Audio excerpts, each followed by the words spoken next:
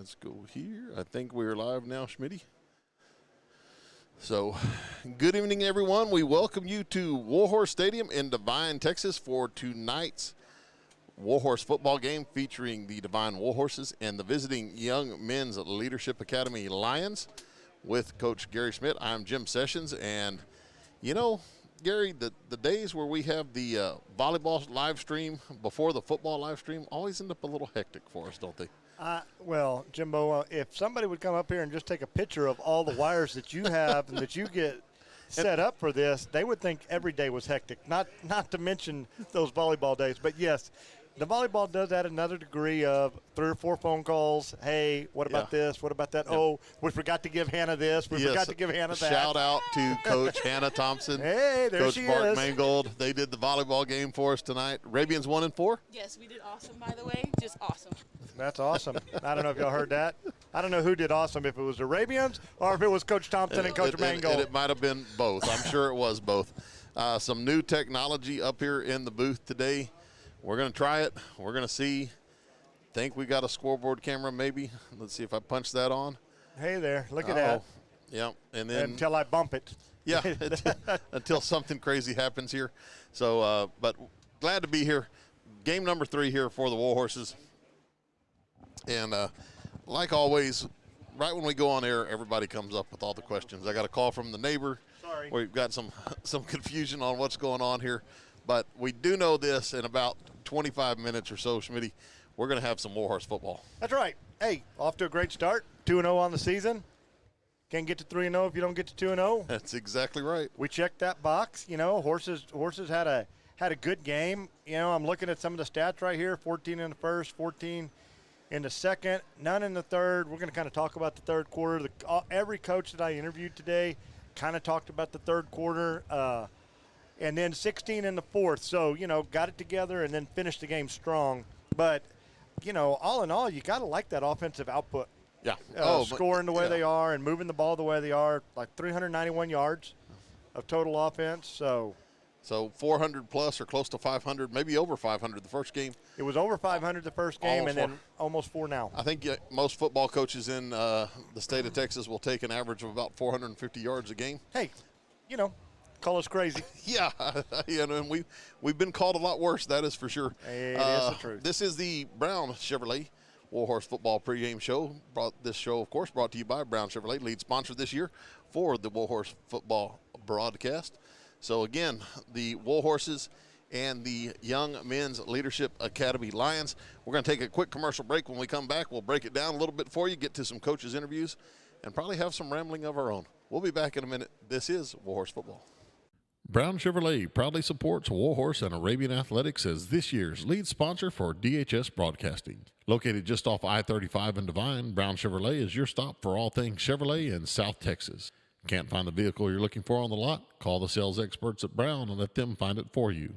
Serving the South Texas area for over 50 years, Brown Chevrolet knows how to provide our guests with an excellent car buying experience. Give us a call, 830-665-4435, or visit online at brownchevrolet.com. Stop by Mag's Place in Devine, a proud supporter of Warhorse and Arabian Athletics. Mag's Place, a boutique shop featuring products from John Hart, Mud Pie, Simplified Soaps, Scent Chips, and many more. Located at 200 East College, stop by and visit anytime, or give them a call, 830-663-8077. The Grass Yard, a premium sod grower in South Texas, specializing in the sale and installation of sod. The Grass Yard also provides landscaping services along with tree sales and installation. Open to the public, visit them at 1484 South Highway 46 in New Braunfels or call 830-626-3444. The Grass Yard, from our backyard to yours. All right, we're back here at Warhorse Stadium, beautiful Warhorse Stadium here. The Young Men's Leadership Academy Lions, Devine Warhorses. Game number 3 of the high school football season. I tell you what, Schmitty, it's starting to feel a little bit more like football weather. It's really not is. 8,000 degrees outside. It is. It was, you know what, you get up this morning, it was really nice. I think the last couple of mornings it's been in the 60s.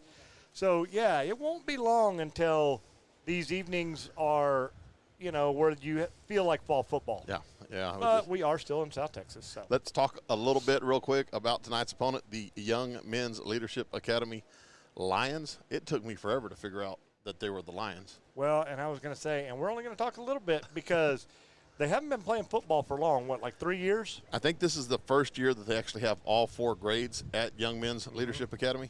So, yeah, I think they've been a JV schedule the first 2 years, and then last year maybe a varsity schedule for the first year. Right, and I know they played Luling. Mm-hmm. That was their first ever home game, first ever home varsity game for them to host. So not a lot of data out there talking to the coaches. A little bit harder to find film. Yeah, that's, because our true. Kids and our coaches watch a lot of Huddle, and Huddle is just a great tool that's come around for the coaches to use. And you get a school like this, and there's just no film out there to find. Yeah. Yeah, it's quite interesting. 1-1, as you were saying, they lost to, I believe it was Randolph, or was it Center Point? I don't remember. Beat Luling 6-2. Then they beat Luling 6-2. Played in the rock pile there. Played at the rock pile. What a great place Stadium. to play your first home game. And that's where I found out they were the Lions. They actually cut to the scoreboard and it had Lions and Eagles, and I was like, well, I know Luling's the Eagles, so I guess they got to be the Lions. Yeah. Look at that deductive reasoning right there, I know. Coach. I know, and that was on a Friday. I mean, that's after a long week of school here. So, but yeah, like you said, don't know a whole lot about them. But it's the opponent, and I think this is one of those games, I'm sure, where the coaches said it's about us more than it is about the opponents across the field from us. That is true. And, like I said, when we listen to these coaches' interviews, you're going to hear a lot about that.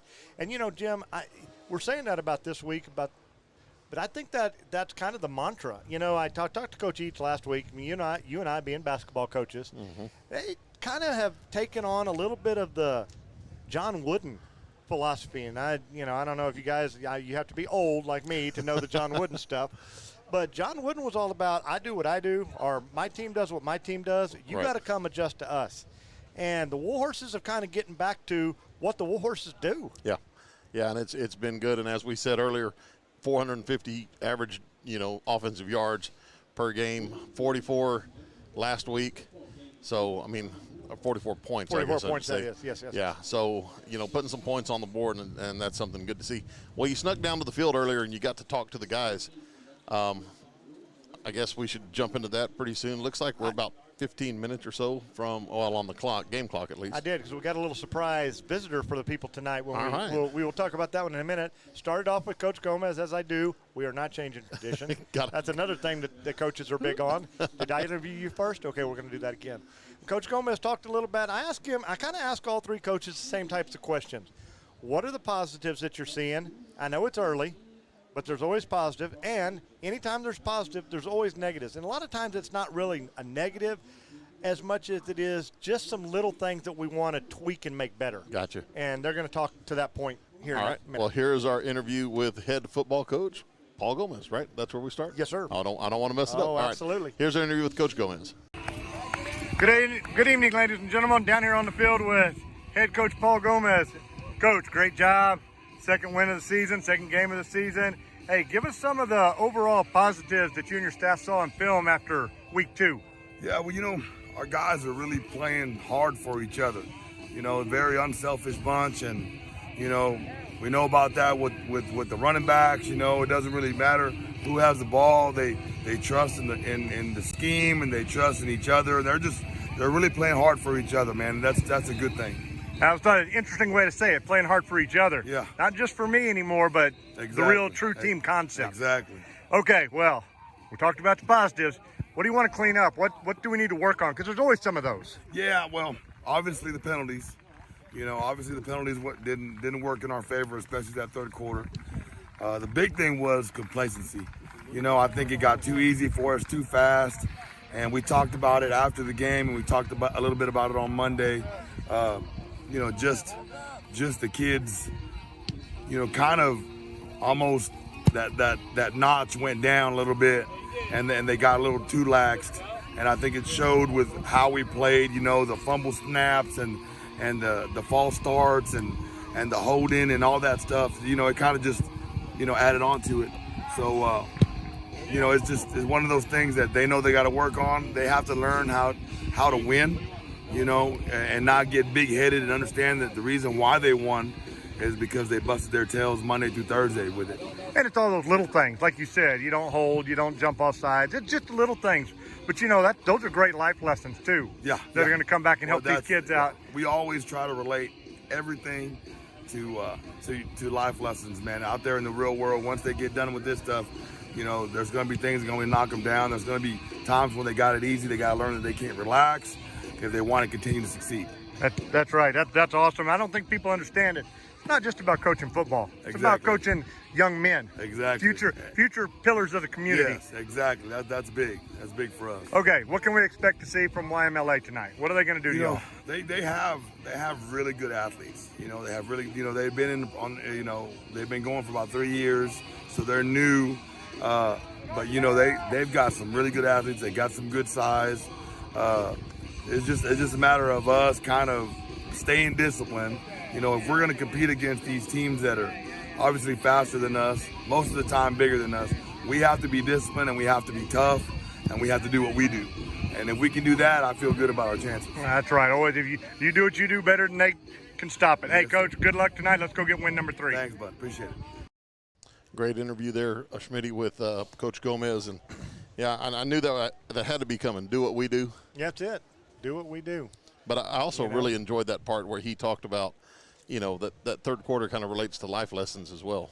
It was a great point. It's such a great teaching moment, and that's these coaches out here, our coaches, they don't get enough credit for the teaching moments. You don't see the behind-the-scenes stuff that's going to stick with a kid for the rest of his life like that, where you get in there and you can say, hey, yeah, we've been doing good, but when we don't take care of the little things, we don't take care of our business, right? Then life's going to jump up and get you. And this is just a football game right now. I say just a football game. We are in South Texas. Yeah, sure. But later in life, it could be anything. Well, and you got to love what they do for our boys. Yeah, and young men. The people that tune in to watch this, they're watching the X's and O's. The fans that are here, they're watching the X's and O's, see how many times you score a touchdown, things like that. But like you said, the teachable moments out there, priceless, especially going forward for these young men. What else? Who else you get to talk to? We're going to go with Coach Bia next. Going to talk about the game last week, a little bit of things they want to work on. We're also going to talk about, apparently there's a couple of dynamic athletes on offense. Okay. For young men's leadership. All right, we'll run this one. This is defensive coordinator George Villa. All right, down here on the field with defensive coordinator Coach George Villa. Coach, defense is looking good. You played a big team. Memorial was a really big team last week. How did you guys keep them out of the end zone?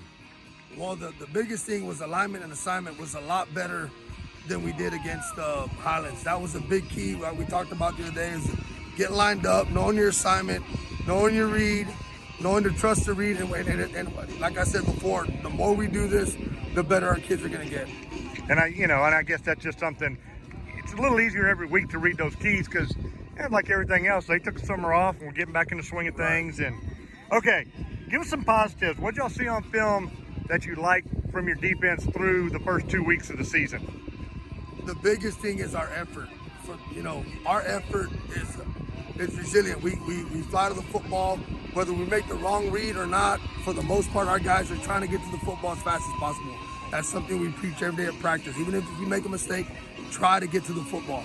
So, and that's been, I think, take out the reads, take out the, your assignment, but just that part right there in itself is big for our defense. Well, and that's for everything, Coach. I know from when I was a coach, you can teach the footwork and everything else, but that heart, giving it 100% all the time, that's huge. Absolutely. All right, how about a negative, or maybe let's not call them negatives. Let's just say things we want to clean up and work on. There was two things that stuck out to us from last game. Is number one, tackling.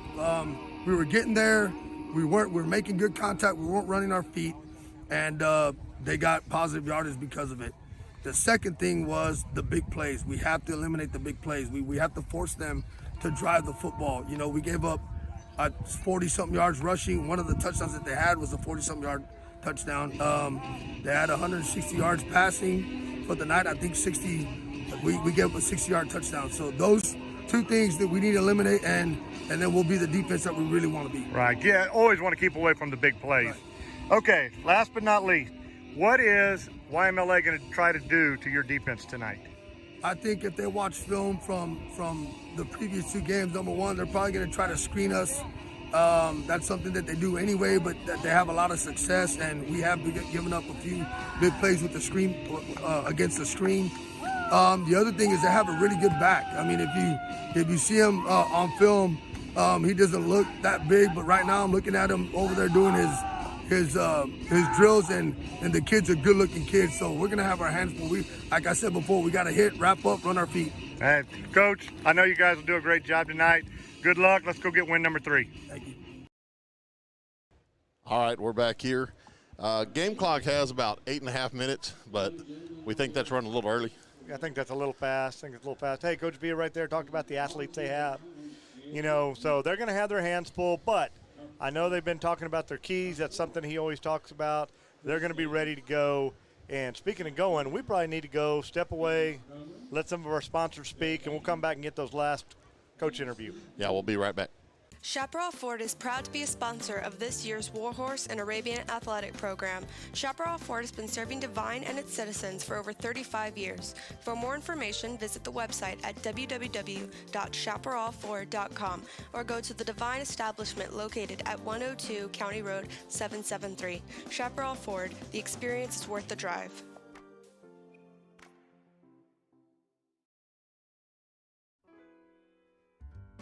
State Farm agent Mark Kidd is here to help life go right. Mark and his trusty staff can help you and your family with all of your insurance needs.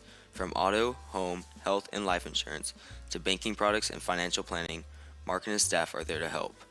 Stop by the office at 700 West Hondo in Devine or call 830-665-2807. Visit on the web at www.markkid.com. Mark Kidd and State Farm, here to help life go right. All right, sorry for the blank space there for a minute. The coaches came up. We got distracted a little bit. It doesn't take much to distract us. No, it doesn't. No, it does not. But, yeah, right in the middle of the coaches' interviews. It was a good time to take a little break there. It was. Reset. Yeah, we're gonna go on offense now. We're gonna go talk to Coach Eads. Really interesting week. I've been talking a lot about our coaches and our kids watching film, and Coach Eads has an interesting take on what they had to watch this week. Apparently, YMLA sets up in 2 different defensive sets depending on what they think you're going to do. Interesting. Let's listen to what Coach Eads has to say. Offensive coordinator, Evan Eads. Out here on the field with offensive coordinator Evan Eads. Coach, another strong offensive performance. What stood out as the biggest takeaway from Game 2 for the overall offense for you guys? I think the improvement we had on the offensive line and the tight ends especially. They were moving people, they were aggressive, and the mistakes were way fewer than the week before. They did a great job. Wow, and if that line's working, and that was a big team. Yes. For you to call out the line in a positive manner like that, Memorial was big. They were huge. They were big boys, and your line was still getting them moved off, Yes, and they did. Coach Rotrammel got them all coached up, Yes, and awesome. Okay, I know it's only week 3, but what are you guys seeing that y'all want to keep getting better at? They're positives right now, but you want to make them a stronger positive. We love to see how the running backs fell forward. Every running back fell forward and got those extra yards. We got to continue that. We just need to be more vocal, and we need to limit our mistakes. The holding penalties caused us to punt and had a couple package mistakes in there. It's just the kids not talking, but we need to do a better job of that. Okay, and so that kind of answers part 2 of the question, which was the negatives, or let's get rid of some of those penalties. Yes. Be a little more focused when we get out there. All right, what can we expect to see from YMLA on defense tonight? They're a multiple team. So looking at their film, they're against Luling, which is spread. They had a different look, and against Randolph, which is run, they're a different look. So early on, I'm eager to see how they're going to line up. I think they're going to use the big D end against us since we do run the ball more. But they got athletes. The D end who's an athlete, or he can back up and be a rover or a backer, and their secondary is really aggressive.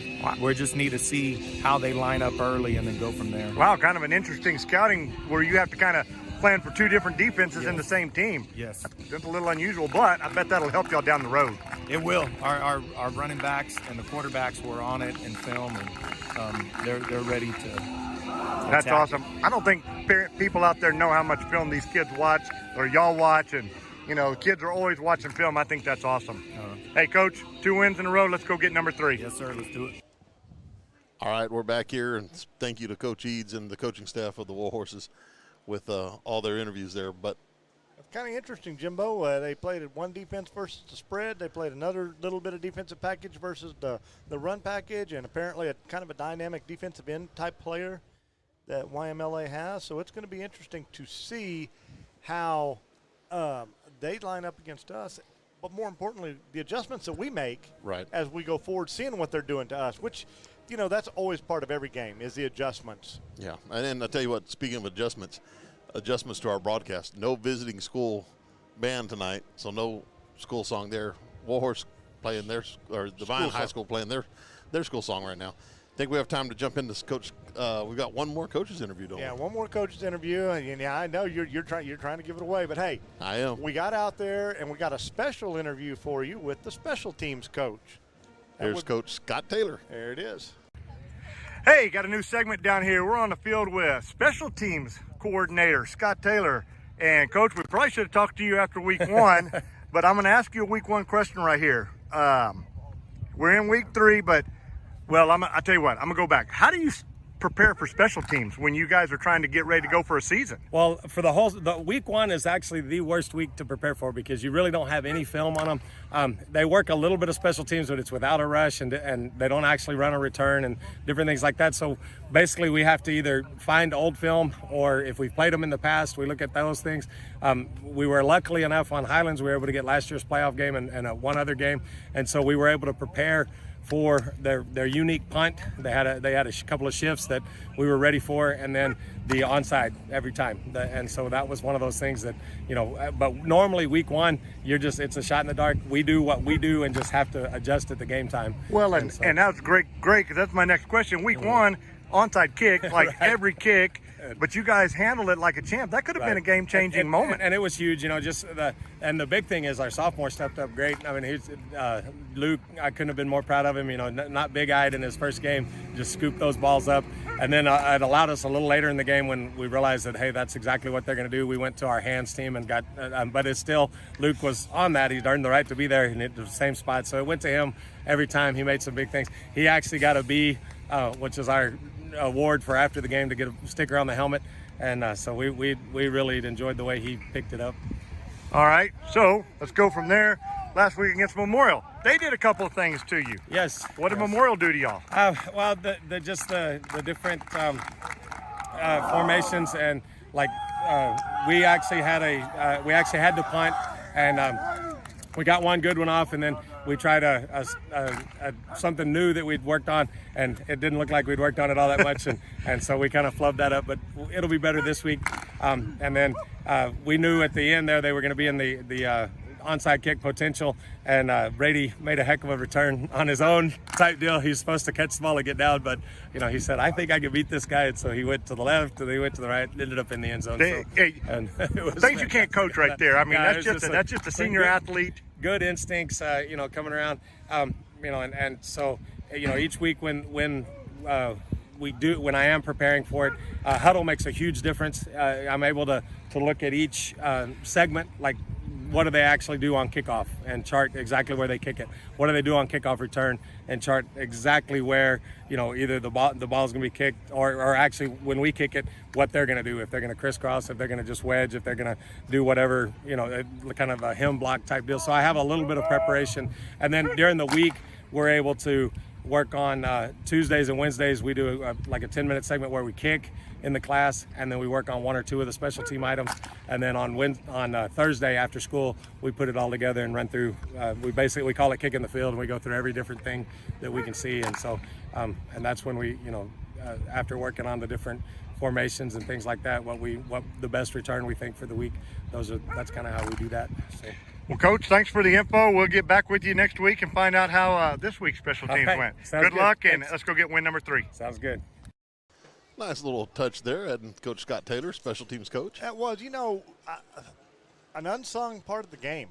Yeah. Where, so many things can happen. That is a momentum turning part of the game, and we saw that with Brady fielding that onside kick and taking it to the house. Yeah, a little momentum for Memorial there, and if they get that onside kick, it could be kind of interesting. Absolutely. So, well, as you can see, we've got Lorenzo down on the field. The kids carrying the stars and stripes. We've got the national anthem coming up. We're going to do this with them. We're going to turn our microphone on here and get the Warhorse Band.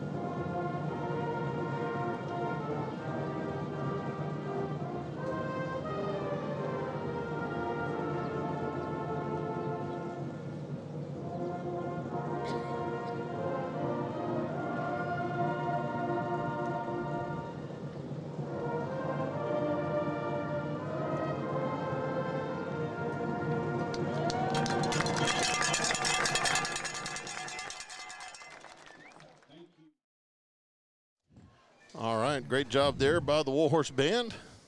Let's see, let's get that turned off real fast.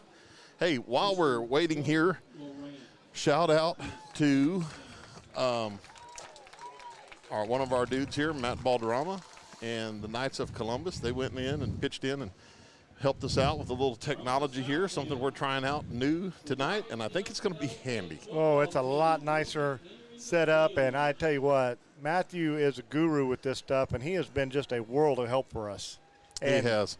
And the Knights, we couldn't appreciate them more, them stepping up and helping us out with this technology. Looks like, Jimbo, looks like we're just about ready for the horses to come on the field. You know, it's September 10th. They're carrying the flags. The Warhorses are. It's red, white, and blue night. It kind of a 20th anniversary of 9/11. Kind of looking back, but looking forward as well. Yeah, absolutely. And here come the horses onto the field. You got a good look at young men's leadership coming out as well. So Warhorse is coming on. Beautiful night here at Warhorse Stadium. I was just going to say, look at that sunset in the background. I'm telling Find you. that camera from our roving reporter, Yeah. Lorenzo. So we are awaiting the kickoff here. Let's hit the pregame Brown Chevrolet keys to the game, Schmitty. Hey, I'm just going to take the quote of the night, apparently, is let's do what we do. You know, I think we need to do what we do. Obviously, we need to keep the laundry in the referee's pocket. Most definitely. And, you know, and we need to clean up a few things. But I think Coach Gomez spoke well about that. I think the kids got a good learning lesson, and I'm thinking we're going to see. And, of course, the one that we always talk about, you got to hang on to the ball. Yeah. Got to keep the ball in our possession. Look at that shot Lorenzo's able to get out there right out in the middle of it all. Yeah, I think you're exactly right. Spot on the keys to the game. So we're getting ready. We're fixing to have the coin toss. We're going to step away just real quick for our opening, and we'll be back with the coin toss.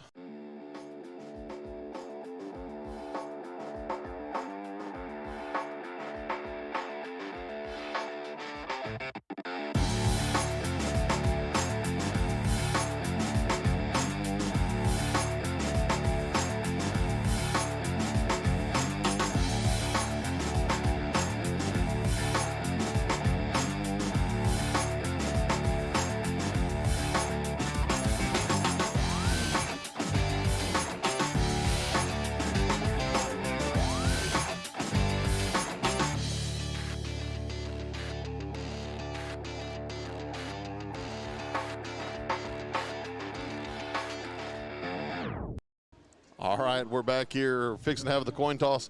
Looks like the Warhorses have sent out Ryan Castro, Hayden Dubose, Hayden Brummage, and Brady Hackabill. And I think down at the bottom of the YMLA roster, they listed their captains for us. But it's not the right ones. Of course not. No, it's not. That would be way too easy for us. Yeah, they have number 1, Jeremiah Conway out there.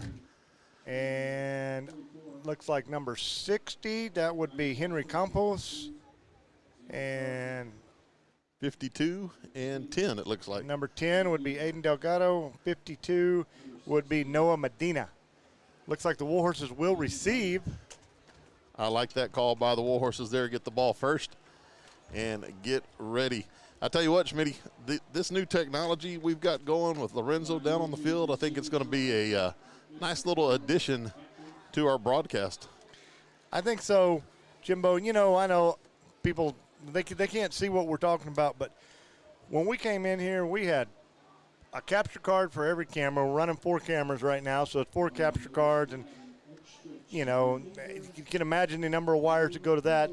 1 wire that goes from the camera to our equipment, 1 wire that goes from the capture card to be plugged in somewhere for power.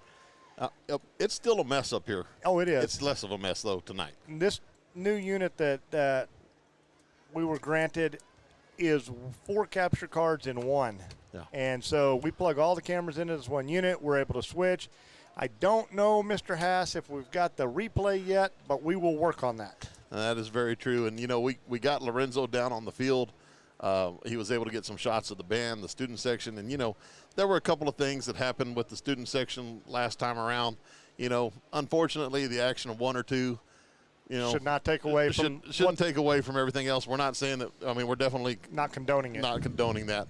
We apologize for that. We'll do our best to keep the content on here as good as we can. But I think this technology will help us have a little bit more preview of what's fixing to come up. But we want to showcase the kids here. We do. We really do. Because, like you just said, you said it eloquently. We don't want 1 or 2 kids to keep all the kids that are doing good. You know, 1 or 2 kids doing bad to keep all the kids that are doing good from getting recognized. Because, I'm sorry, in our society today, we talk more about the negative kids than we talk about the positive kids. And we need more positive content out here. All right, we're going to try to jump the scoreboard in here in the bottom left-hand corner. We're going to work on the sizing of that, but that's the best that we can do right now. And Coach Schmidt, we are underway with a squib kick out to the 20-yard line. Looks like Marcus Rodriguez with the ball. Oh, right he's up got the a middle. hole. Nice job, Marcus Rodriguez, north-south running past the 35 out to about the 38. Great job. Way to get it started. There's a little bit of that specials team, you know, a little squib kick to start the game off. So we heard about Coach Taylor, and, you know, again, this is a team that's 3 years old. There's probably not a lot of film out there on what they do or what their tendencies are. Yep. And, you know, this is high school football. That whether you have a kicker can change from year to year. Yes, it can. There is no doubt about that. All right, here come the Warhorses. First down and 10. Ball is at the 38-yard line. Hack's going to be in the gun this time. Motion coming. This is going to be handoff left side. That is going to be Gabe Esquivel out to the 45-yard line. We did talk to Gabe and X this week about maybe one of them wearing some colorful shoes or something. So that 5 and 6 was killing Coach Jay and I last night. It was. Or last Friday. I mean, I asked one of them to wear a white helmet. They didn't seem too thrilled about that, Schmitty. No, they did not. But you know what? That goes against the team part of it all. I understand. It does. All right, twins both sides for the Warhorses here. This is going to be Ethan Santos. Nope. This is going to be keep by Hack. Going to be hit at the line of scrimmage. Keeps fighting, though. Gain of 2.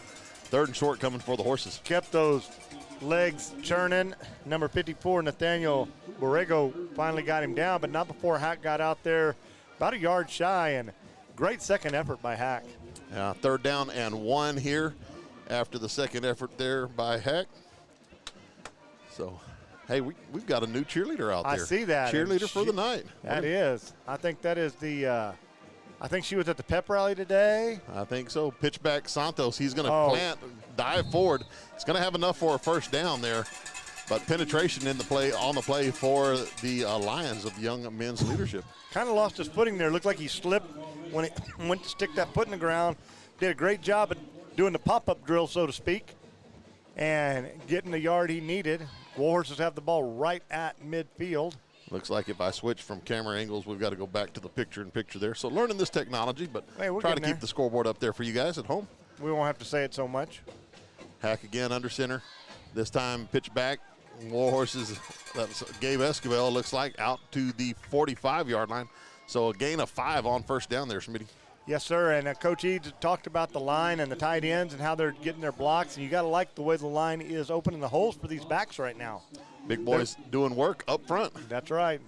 got a text in from Coach Quentin Sanders. He has moved up into San Antonio now, working at Wagner. Yep. Believe so. He said sounding good, and he's excited to be watching Warhorse football tonight. That's awesome. Q, we appreciate you tuning in, buddy. Absolutely. 2nd and 5. This is going to be a tackle trap coming. First down yardage again for the Horses up to the 40-yard line. That's Gabe again. Got it just, they're going to spot him right on the 40. It looked like he fell over it, but I guess they said his momentum stopped right at the 40, so I guess that's exactly 10. Moves the chains. You know, one thing I noticed looking at the stats that Andy had sent us, I think the Warhorses were around 4.5, 5 yards a carry on the ground in the Memorial game, and it looks like we're right at that average I would say we're working it. this game as well. I mean, I'm no genius. But if 4.5 yards and you get 4 tries at it, I think that's going to get you at least 10. I think that's pretty good odds. Caden Hansen splitting out far right side for the Horses. Motion by Santos, cut back right, and he is up the middle there. There's something we're used to seeing a lot of. Santos up the middle, up to the 22-yard line. Hadn't said that one this year, and we're going to have to get him some different colored shoes. Yeah, we are, yeah. We're going to have to get him some different colored shoes. But that was a great run. Started off to the right side, put that foot in the ground, cut it back left. Beautiful run by Santos. Yep. As you can see, 8 minutes and 45 seconds left to go here in the first quarter. Nice little drive here by the Horses. Speaking of nice little breeze blowing. I'm telling you, this is a nice night for football. Santos in motion again. This is going to be fullback Marcus Rodriguez up the middle. And he is going to be inside the 20, taking the ball into the red zone for the Horses. Nice run from Marcus. He's the one that got this whole thing started with the kickoff return. Yeah, maybe we need to get us a red zone sponsor. How about that? Oh, there we go. Oh, man. That's something to put in the. Yeah, because we can't keep track of all the stuff we got right now. Speaking of that, we got a new sponsor this week. Hey, did Yeah, we'll get to that in a little bit. Okay, all Talk right. about that, but yeah. Nice to see. So 2nd down and 1 here for the Horses. And we appreciate all that. It's yeah. all good for the kids. We love it. We got a great group of kids. We love supporting them, and we love that the community puts that much effort into it. That's exactly right. This is going to be Hack on a little fake for the sweep. He's going to keep it first down yardage for sure up to the 11. Move the chains again for the Horses. Coach Jay, I had a wah-wah-wee-wah right back there 2 yards deep. Uh-oh. Yeah, we had a little discussion there on how we were going to wah-wah-wee-wahs for offense. And Yeah, I think we're going to have to call some wah-wah-wee-wahs when we get some pancakes out there, and I saw a little pancake action in the backfield. Like seeing the line work. Aiden Brummage, we'll see what we can get going on the other side of the ball, but let's finish this drive first. Hack under center here, 1st and 10 here from the 11. Santos right side. Oh, good bounces cut. it back out, still on his feet inside the 5-yard line. That's going to bring up a 2nd and short for the Horses. Number 28, Andrew Campos, was hanging on for all he was worth because those legs were churning for Ethan Santos. I thought he was about to step right out of that shoe tackle and get to the end zone. I'll tell you what, we had the perfect angle up here from our vantage point. You could see that hole just kind of where he cut up, and then you saw the daylight to the outside. Thought he might get there. Here come the Warhorses. This is going to be pitched back left side. And that is Esquivel, it looks like, towards the goal line. He is going to get stopped short, though. Short of the goal, but Jim, I think he's going to be real close to the first down. I think you're exactly right. The Warhorses can get a first down here without scoring a touchdown. 3rd and 1, ball rest at the 2. Yep. I knew it was close. See if that line gets a push. We're going to go for the touchdown instead of the first down. What do you say? Pitch back right side, Santos, and he is going to be in there for the Warhorse touchdown. Santos up the middle. Ethan Santos. For the touchdown. Touchdown for the Warhorses with 6:18 left to go here in the first quarter. Tell you what, Schmitty, that is another opening drive that the Warhorses probably cannot script any better. That's 3 games in a row where you got to like the way it started off if you're a Horses fan. That kick is going to be low under the upright. So nice play by Brody Poppy, though, on the one hop. That was. Well, he's working on shortstop stuff. 6-0 Horses lead here in the first quarter, and I don't know if we got a picture of that. Probably not, but here come our flag runners. We got all kinds of kids decked out in red, white, and blue for the Horses tonight. That's awesome to see. We're going to take a quick commercial break. We'll be back. Warhorses lead this one 6-0. MP Material Haulers is proud to be the septic tank service that their community trusts. You can call them at 210-289-5890 or find them online at www.septicsystemservicedivinetexas.com. MP Material Haulers, one-stop service for all of your septic needs.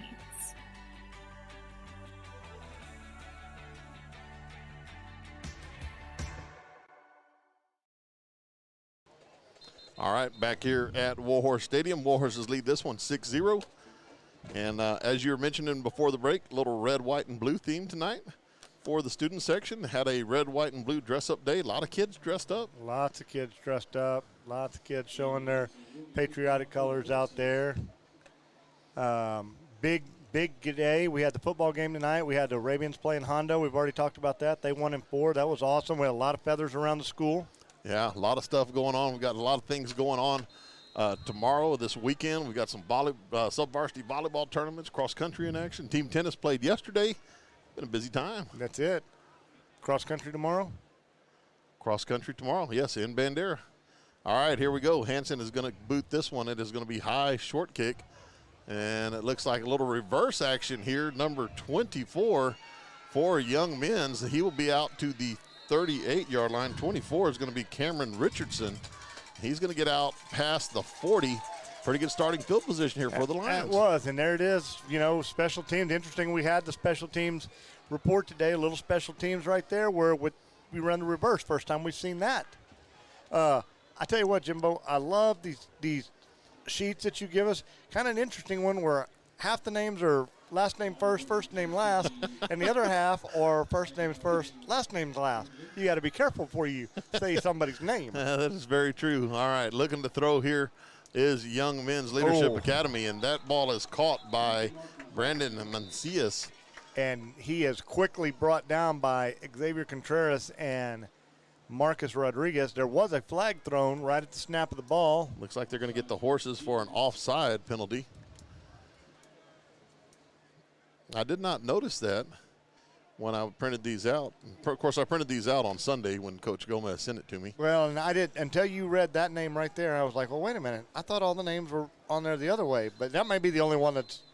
Well, and it might be one of those two first names. Well, it could. Maybe his name is Richardson Cameron, too. I don't know. I don't or maybe know. it's Cameron Richardson. Yeah, Who knows? Yeah, it might have been Richardson Cameron. If so, we apologize for that. Hey, looks like we had a little faux pas there. It was. Was not offside. It was a illegal formation against the offense there. That it was. So that's going to move the Lions back 5 yards. Yeah. So Coach Gomez was talking. I think Coach Gomez might have had the mind of, hey, had we known that, we would have declined that penalty Yes. and taken the play. So it looks like the referees are getting together and talking about that. Yes, because why would you go give them first down again after you have them for a no gain or even a loss on the play? And that's exactly what we're going to do. So we are going to step back up. Yeah. It's going to be 2nd down and 8 because of the loss on the play. 2nd and 12, yeah. I'm sorry, 2nd and 12 because of the loss on the play. So that makes a lot more sense, doesn't it, Jimbo? I think it does. I hope we explained that well. Trips right for the Lions here. Quarterback Delgado in the gun, and we're going to have a procedure here. Thank Looks God like they can see it. the left, yeah, that is for sure. Left guard there moved a bit early for the Lions, so that's going to cost them another 5 yards. See, we got Lorenzo down on the sideline here. There's a shot of our cheerleaders. Yeah, look at them. Oh, look at that. Smile for the camera. There they are. There's our waving. cheerleader of the night. There's our cheerleader of the night right there with Willie the Warhorse. We're Great. going to go back 5 more yards. So 2nd down and 17 upcoming. So late substitution here for the horses. I don't know that they got off. Looks like it's going to be another flag on the play. A little pass outside. That is going to be number 13, Macias again. Nice tackle there by number 17, Mason Martinez, and that number 50, Cannonball Ramirez getting in there. Boy, he was in a spot. He was. He was in a spot. Looks like there was a flag on the play here. And I'm afraid we did not get off the. I think you're right. I looked up and saw the snap of the ball, and a Warhorse still 2 or 3 yards from the sideline there. Yeah. And unfortunately for him, he had to run right past the referee. There was no sneaking. Yeah, especially now with the referees coming out and them having the 7-man crews out here. They're going to catch quite a bit. So that is the truth. So they're going to mark these 5 off against the Warhorses. So great opening drive for the Horses, and then the laundry has hit the field here. And, in all honesty, that's the first penalty against the Horses. All the other laundry has been, it's been a lot of laundry, but it's mostly been against the Lions. Yep, looks like 3rd down and 6 upcoming here. And Delgado is going to look to throw again. He's going to throw it out, and that is going to be caught short. Good job by the Horses to rally. Aiden Zapata, first Warhorse on the scene, and then a herd of horses cleaned up the pile. Julio Bocanegra with the catch, takes the ball out past the 45. Will bring up 4th down, 4th and about 4. Interesting. It looks like they are going to line up and go for it on their side of the 50, even after the Warhorses had such a good drive. And I tell you what, this is one of those things where the coaching staff has talked about the discipline. Watch for hard counts, especially on. Absolutely. Bob Campsey right now is yelling, watch the fake, boys. Even though it might not be, watch the hard count here, boys. They are going to snap it. They're going to throw it. This is going to be out to number 2, and he's going to be hit. Ball comes loose, and that is going to be recovered by the Warhorses. Number 7, Nate Ramirez, falls on that as number 4, Jamerick Brown was trying to fight for extra yardage there and coughed up the ball, Schmitty. Jimbo, that was a Baba Booey. I like it. I like it a lot. You hit somebody and knock the ball loose, you're going to get a Baba Booey. Great job by the Warhorses there, as Nate was Johnny on the spot to fall on that football. With 4:43 left, quick turnover. Exactly what the Warhorses are looking for there, Smitty. I think so. And short field to work with now. After a great opening drive, let's see if we can't go get number 2. Yep, Warhorses take over at the 48-yard line of the Lions. Caden Hansen is going to go split wide right. Double wing for the Horses. This is going to be Hack. He's going to keep. Not much doing there. His penetration blew that up. No gain on the play. And that did. Number 52, Noah Medina, was right there. He said, I've seen this play on film, boys. I know what y'all's quarterback can do. So he was right there to stop Hack. 2nd and 10. See how the Horses make an adjustment. We appreciate everybody that is tuned in tonight. Watching from near and far. Text message in from Mark Navarro. He is watching tonight. Let's see, from Watford City, North Dakota, or Watford City, North Dakota. Marky, appreciate you tuning in, buddy. Absolutely. We can always count on Marky to be somewhere a long ways away watching us. Nate Ramirez with the carry this time. Right Nice. side, still on his feet on the sweep. That's going to be a gain of about 6 right there. We'll call it 7, Schmitty. It looks like 7. It's a great jump cut by Nate to get 2 or 3 extra yards once he got out there on the edge. Also got a text in. Coach P.J. Wells watching again tonight. So, Coach Wells, we appreciate it. He says, go Horses, go. And then I got a message here from Manuel Salazar, or as I used to call him, Salad Bar. Salad Bar. Class of 08 in the house, he said, and he said, we need a sideline reporter. Oh, don't give us any ideas there, Manuel. 3rd down coming up here for the Horses. We're hiring. We don't pay well, but we're hiring. Yeah. Hansen's going to split wide left this time. Hack under center again. This is going to be right up the middle. This is going to be Dubose with the carry. That's 1st down yardage inside the 35 down to about the 32. 1st down Horses. Hayden Dubose giving us the 1st down sign. Great job by the Horses up front, opening up that hole. Yeah, Warhorses looking to get those big boys up front and get them out and about and establish their presence. Hayden Brummage out there. Carter Fauble, just to name a few. The Cannonball, Cannon Ramirez, center. We'll get to the other guys here in a minute. 1st and 10 for the Horses. Motion, this is going to be pitched back. Dubose trying to get outside, cuts back, and he will be inside the 30 down to about the 29. And I tell you what, Schmitty, that doesn't look like much of a run after what we've been seeing, but that's a good 3 yards on 1st down. It is. And, it's kind of deceptive. They get you expecting 5 or 6 yards when 3 or 4 yards is an awfully good 1st down run. Looks like we've got some whistles here. There's a injured Lion, it looks like. And he's trying to get off the field on his own accord. Looks like he will make it there.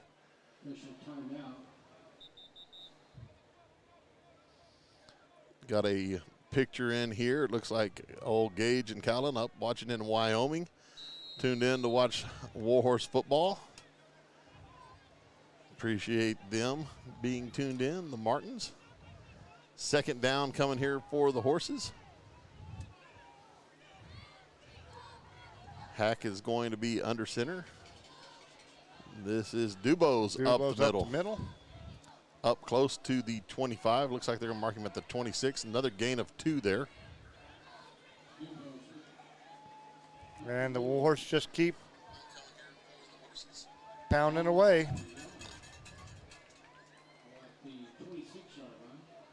Again, we appreciate everybody tuned in tonight, watching on YouTube here. If you get a chance, come on out to Warhorse Stadium. Beautiful night. Great time for football. Here come the Horses double wing set again. Pitch back left. This is going to be Xavier Contreras, 10-yard line, 5 nice. Touchdown Horses. Beautiful job by X, bouncing it to the outside, finding that seam, and then taking off down the sideline for the touchdown. And again, great job by the line. I love it. Up the middle, up the middle, up the middle, sweep. Sweep takes it to the house. That's it. Yeah, great job by the big boys up front there. We'll get you the rest of the line here in a second. Couple of new faces out there, new numbers. Contreras. See, Toby has the same issue I have. Was it the 5 or the 6? Was Yeah. it the 5 or 6? The Horse is going for 2 here. Hack's going to roll out to the right. Oh, Look at he's the throw. wide He's got a open. man, and that is going to be overthrown. Mason Martinez in the back of the end zone. He's open. The ball was just a little high. Horses go ahead and go up 12-0 here as we come towards the end of the first quarter, minute 17. We'll be back in just a second. This is Warhorse Football. Royce Grain out of Hondo, Texas is your supplier of premium quality feeds, bagged and in bulk. Royce Grain provides corn, apple scent corn, protein pellets, specialty feed mixes, scratch, and wild bird seed. Call 210-844-4015 for ranch delivery, or stop by Morales Feed Store or WOG Supply in Devine. Royce Grain, premium quality feeds. Security State Bank is a proud sponsor of this year's Warhorse football broadcast. Security State Bank has served 7 locations around South Texas since 1925. Located in Pearsall, Pleasanton, Devine, Natalia, and now Cashville, Security State Bank's hours of business varies from location to location. Please visit our website, www.securitystbk.com, or call us at 830-663-2801 to check on a location nearest to you. Security State Bank, serving South Texas. All right, we're back here. 12-0, Warhorses lead this. 1:17 left in the first quarter. Kickoff coming for the Horses. On a beautiful night in South Texas for football. It is. Caden Hansen is going to kick this one high and deep to the left here. Ball hits at the 20. Get on it, Santos. Horses. Yeah. Young men's do not go and cover it. The Warhorses are the first ones to it. They're going to take over right there at the 20-yard line, Schmitty. That was Ethan Santos sliding up under that ball. The Warhorses, the Lions didn't do anything. Ethan Santos hustled down the field, slid on the ball, and that'll be Warhorse ball. Should be Warhorse ball on the 19-yard line. Yeah, it looked like the person there for young men's was trying to signal that it was going to be a safe return. He wasn't going to return it, but you still have to field the ball. You still have to go field the ball. If that ball goes out of bounds, then that would have been something completely different. Absolutely. At least And when that's it first my understanding, but the officials are huddled up together there. They are having a big conversation. And if you don't believe it, there it is on the screen. There it is. And that is our roving reporter getting right down there. I wonder if he's going to go ask them a question here in a minute. He just might. He might. He might have the concession stand menu in a minute, too. I tell you what, though, that is a fantastic view. It is. He does a great job. We're really, really excited of what our guys bring us. Matt Balderrama on the main camera. Lorenzo Morales down out in the middle of everything with the roving camera. Good shot there of the coaching staff. So, and then we've got just the scoreboard camera up here. We got it working tonight. So, yeah, got a lot of good stuff going on here. Scoreboard looking good tonight with the D-dubs glowing. It is. So still having I'm sorry, I just don't here. see there should be this much discussion about this. Well, now the Warhorse coaching staff, I see some animation down there, so I think they're not going to like what the call is. You know, to me, if I don't know if there's a rule change or not, but that changes the whole dynamic of that kind of kickoff. Yeah, it does. Because if you used to have to go field that ball, like you said, call, fair catch, whatever you're going to do, and field it. Mm-hmm. You don't have to run it, but you do have to field it. Now, if they're going to allow this to happen, you don't even have to field the ball anymore. Yeah. Why are we even kicking off? Let's just give every ball on the 30-yard line. Yeah, that's just not making a whole lot of sense to me. It doesn't. And I know it's not making a whole lot of sense to Coach Gomez. Ooh, he is not. Yeah, he is. He's not buying into whatever they're trying to sell right now. No, I don't think that he is. So if you haven't figured it out, that is a coach's look with the hands on the hip like that of just almost disbelief. That is. But it's like, you're going to do what with this ball? Yeah. Well, let's talk about some of the things that are going on here for the students of DHS. As we mentioned, team tennis was in action last night. Yeah, rough one. Rough one. Yeah, Coach talked to Coach Feltner a little bit on that. Lots of close games. Lots of close matches. Matches, not games, matches. Yeah, got beat by Uvalde, a district match, but still have several more district matches to go.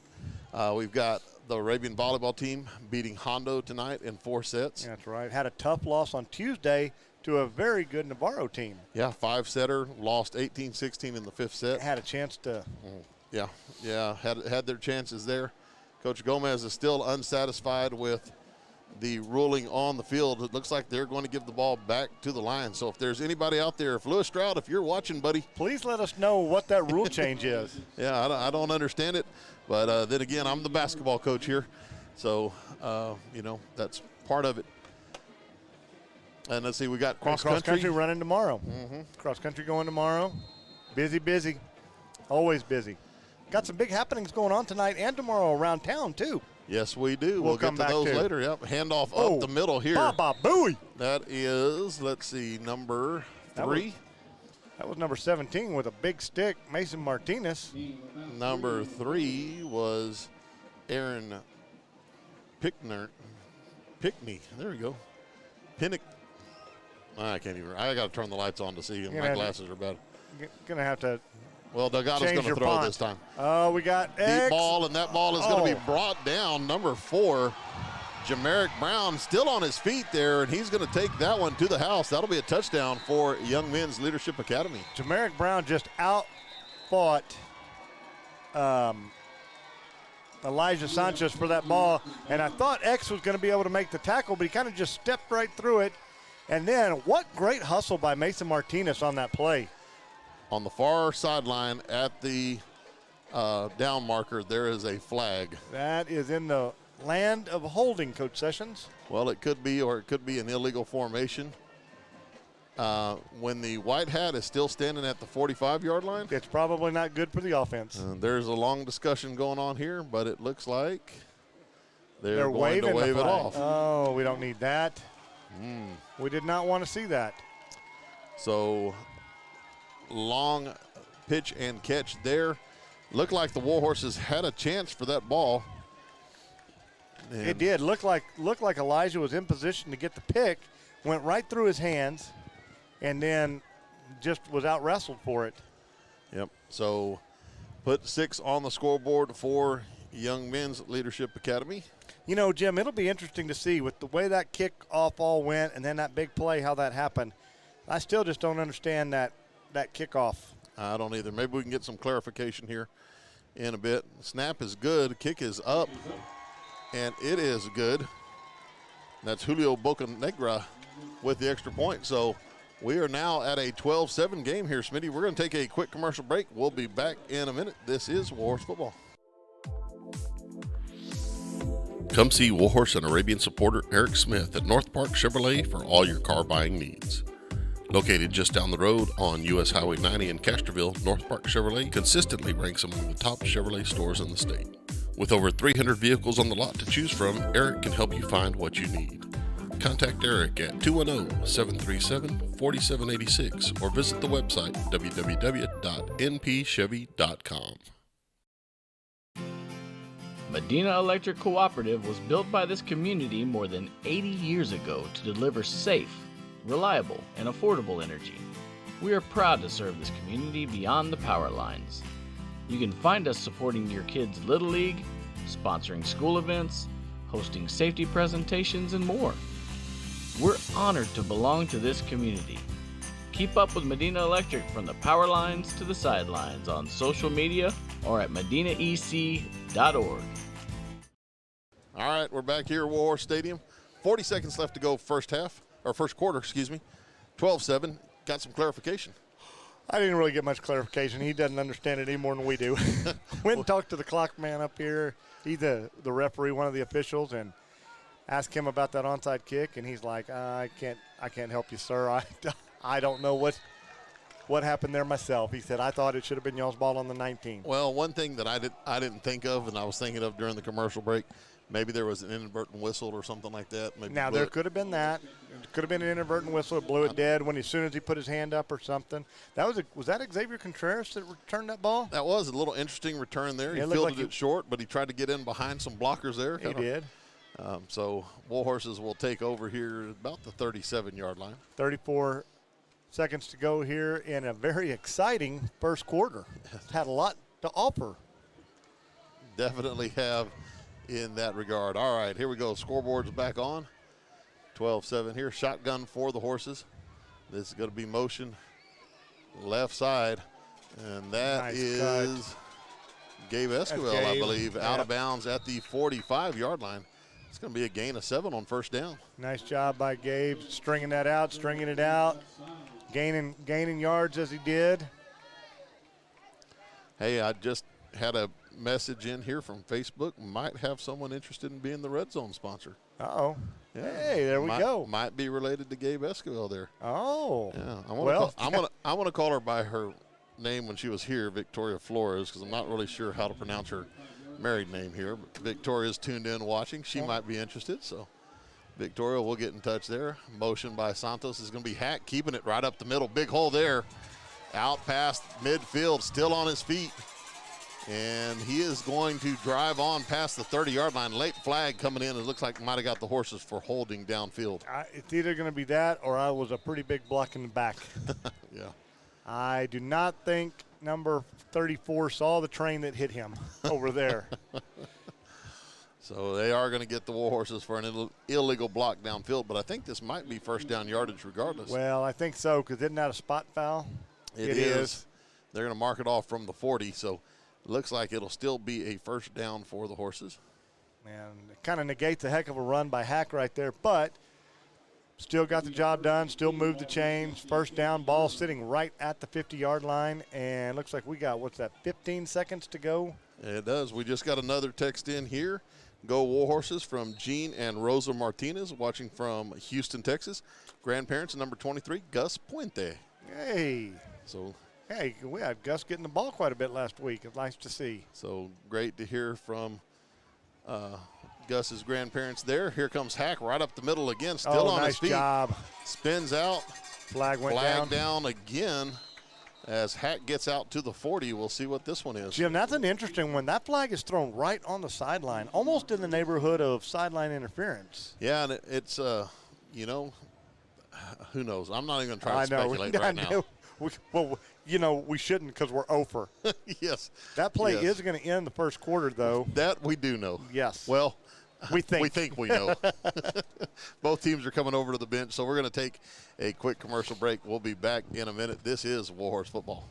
Stop by Image Matters in Devine for all your design and business needs. Offering an in-house custom artist, Image Matters handles a wide variety of products, from spirit shirts and embroidery to the creation of signs and banners.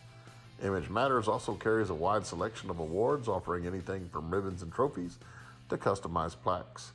Located at 200 West Hondo, stop by and let Butch and Kim Cook and their 35 years of experience go to work for you. Snoring and sleep apnea wreak havoc on everyone's sleep.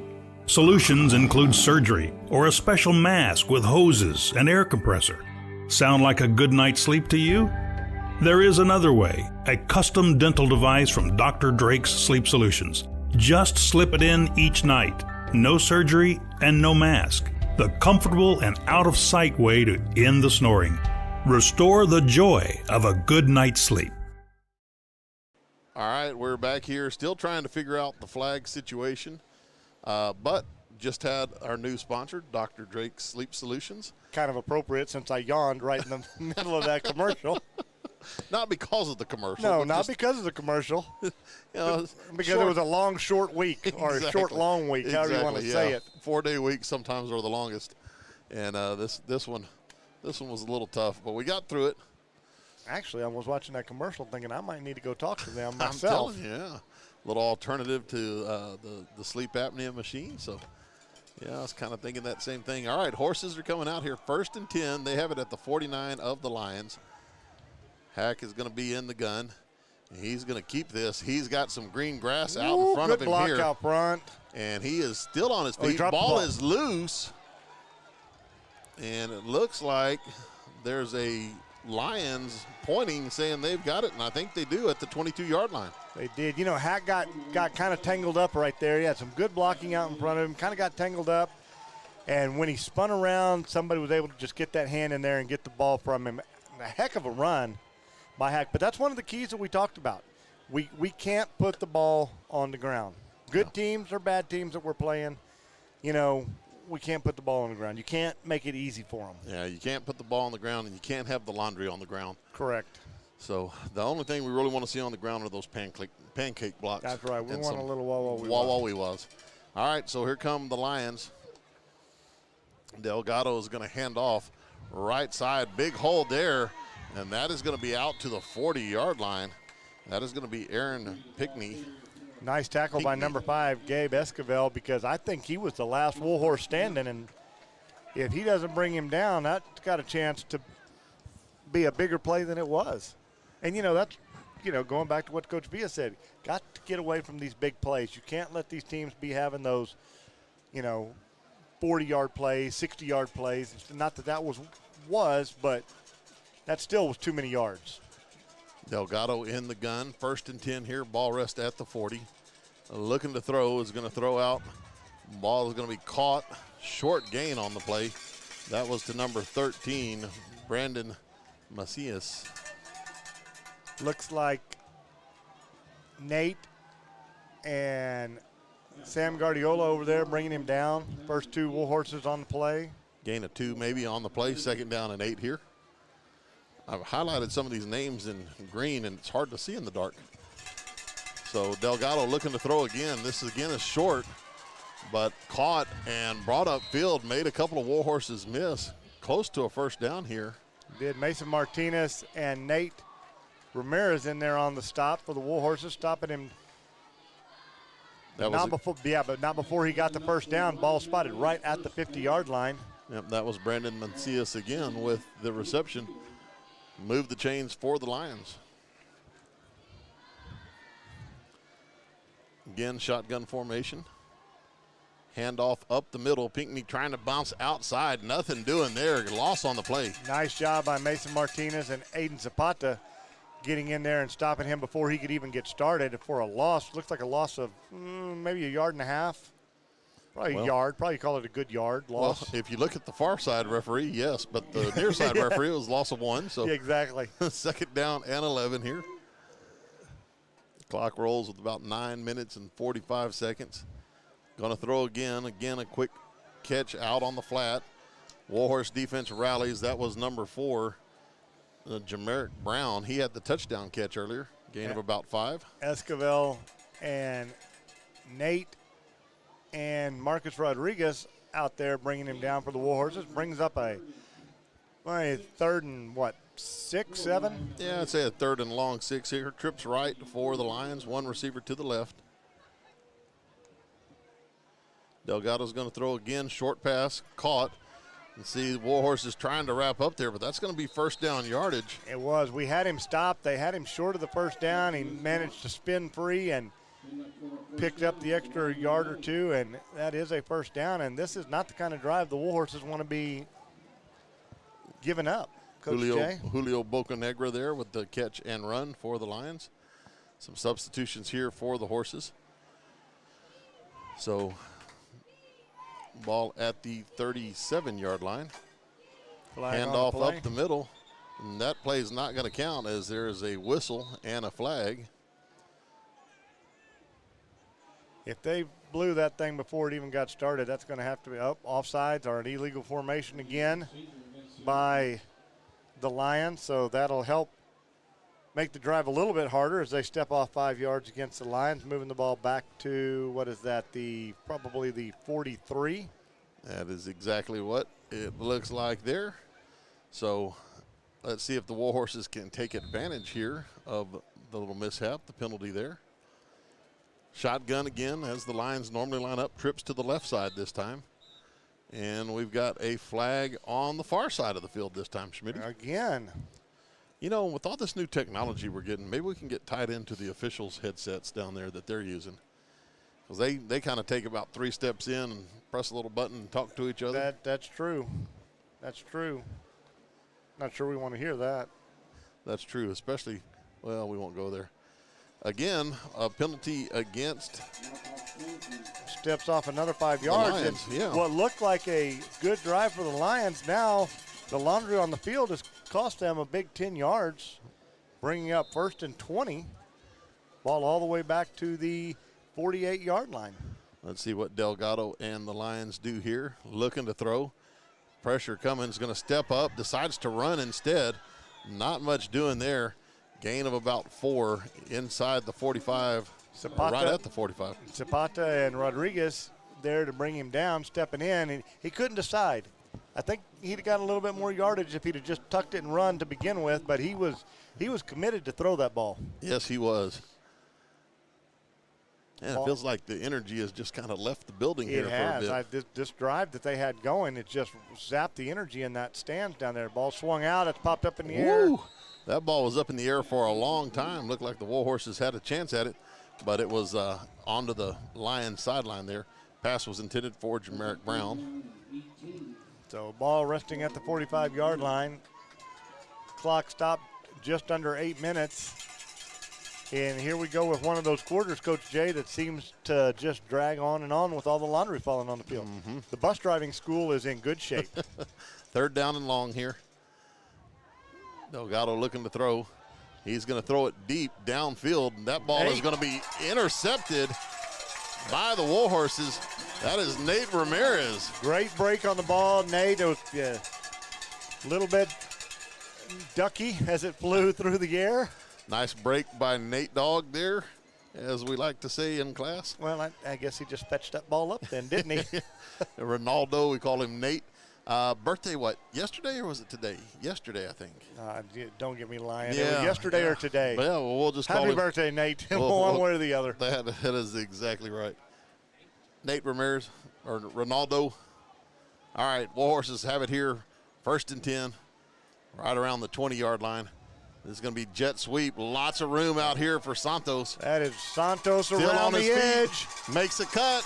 That's at the 50. He is gone. Wah Santos. 10-5 touchdown. Ethan Santos around the right side. Touchdown Warhorses. How about that for an 80-yard burst? That got this crowd back in this game, Jimbo. Tell you what, I just had to talk a little smack about the energy, and it has returned. Tell you, right back. Excellent job. Great blocking by the Horses. And then that young man just turned on the Jets. He did. He got out with one man to beat, and he beat him, and that was it. So a little burst there by the Warhorses. And, you know, that's what you want to see. A big play on defense, another interception, and then they're going to come back. First play, jet sweep, take it to the house, get the crowd back into it. Absolutely. Here come the Warhorses going for 2. Pitch back, Aiden Zapata, left side. Hit shy of the goal line, and they're going to call him down. He did not get in. So once again, the Warhorses do not convert.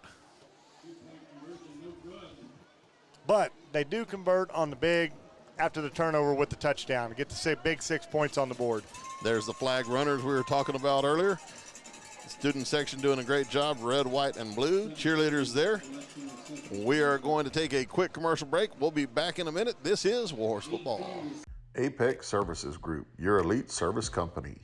Apex is pleased to offer cargo tank inspections, internal cleaning, welding, and liner installations. Apex also provides hot shot and straight truck services throughout Texas and surrounding states. We believe in quality, ensuring equipment remains safe on the roadways. Please call Michael or Chris today, 844-427-3974. All right, we're back here, Warhorse Stadium. Lorenzo on the far side now. Schmitty, look at that. Goodness gracious, that young man is everywhere. He is. He is 18-7 here. Warhorses taking that one to the house. Ethan Santos for 80. That'll help your stats. That will get your stats going in a hurry. And I tell you what, your yards per carry go up in a hurry when you got an 80-yard run for the whole team. That they do. Hey, had another good meal tonight up here. I'm telling you. RJ's coming through once again. You guys haven't been over there. Y'all need to get over there. Those are some good hamburgers. I'll tell you what, he's got a good shrimp salad. If anybody likes grilled shrimp, that is a heck of a salad. Grilled chicken salad's pretty legit as well. In fact, ball's loose again. And this is going to be fielded by the Lions. And that is going to be a flag on the play, but Jamerick Brown still on his feet out past the 40. We'll see what the penalty flag is here, Schmitty. I'll tell you what, that was Caden Hansen making a touchdown-saving tackle, getting him on the ground. Now, I think it would have come back with where this flag was, but you got to love seeing the kicker get out there, getting a hat on somebody, knocking him down like that. Open field tackle. Yep. Great job by Just Hansen. got a text in from Robert. So this is what the penalty call was. I know. They haven't made it yet. You know, that's a little quick for this group. I'm sorry, that was out loud. Yeah, Robert checking in, making sure everything was good. And yes, Robert, everything was great. Bacon cheeseburgers with some tater tots. Oh, that is too good. It's good stuff. So do you deliver to Pleasanton next week? That's the big question. Otherwise, we're back to the M&M game, aren't we? Yeah, if not, here come the M&Ms again. I don't think anybody in Pleasanton is going to be that nice to us. I don't know. There's some nice folks over there in Pleasanton. There are, but we are the enemy this week. I'll tell you what, and that is a long-standing game. There's been many battles between the Warhorses and the Eagles over the years. Looks like we are marking off some yardage. That is 5. That is 10. We're going back at 15, so it must have been a personal foul, maybe a block in the back, I'm guessing. Yeah, and, it's one of those things on the run backs. A lot of times when that runner tries to get some depth, running deep, there's a lot of blocking the backs that occur during that time. There is. That's illegal use of the hands, what I just saw the white hat do. So here we are, 7:21, Lions ball on the 15. Delgado back in the gun, trips right. Low snap. Delgado's going to throw. Little screen here, and that is going to be a result in a positive yardage there. Desmond Whitaker. Oh, we got a flag, Jimbo. There was a lot of late activity going on way on the far side over there. Not sure if it was the Devine players or the Lions that initiated it. Looks like they're pointing the Lions' way, but there was definitely some late activity going on over there. All right, I'm getting some clarification here. Okay, Victoria is, let me go back to my message here. She said it looks complicated, but it's not. It's basically Michael plus Chuck, so Victoria Michael Chuck. Hopefully I said it right. But, yeah, Victoria watches out in California. I think the San Francisco area maybe. Hey, I got some family out there as well. That's right. Your sister Shelly's out there, her family. They live out in the Napa area. Well, here we go. Looks like we're going to get the call. He's going to come over and talk to Coach. Let's see, Coach Gomez is pointing I back, want to move him back to the south end. I don't think he was pointing, saying, hey, go out to Jimbo's house later after the game. No, or go to the concession stand for a soda, I think he was saying. Yeah, or go to Miss Gardner's office at the elementary school. So, yeah, I think they're going to send them back here. We're losing it. We are. We are. Hey, speaking of losing it. We just lost something. Yeah, you know what? I just went to. We just lost. Program. There we go. Hey, we're back. Yeah, apparently my microphone cable here got on the fade to black button. Well, I didn't know we had that. I didn't know that either, but I think that's what it means now. Too many buttons on this new machine, Jimbo. I'm telling you what. Looks like that is going to be a personal foul. Chop block. Ooh. Called against the Lions. That moves them back half the distance to the goal. They're on the 10. And it was after the play, so down remains second here, yeah. Yes. Trips left here. Delgado looking to throw. Nope, a handoff up the middle. Warhorses are there after a gain of about 5.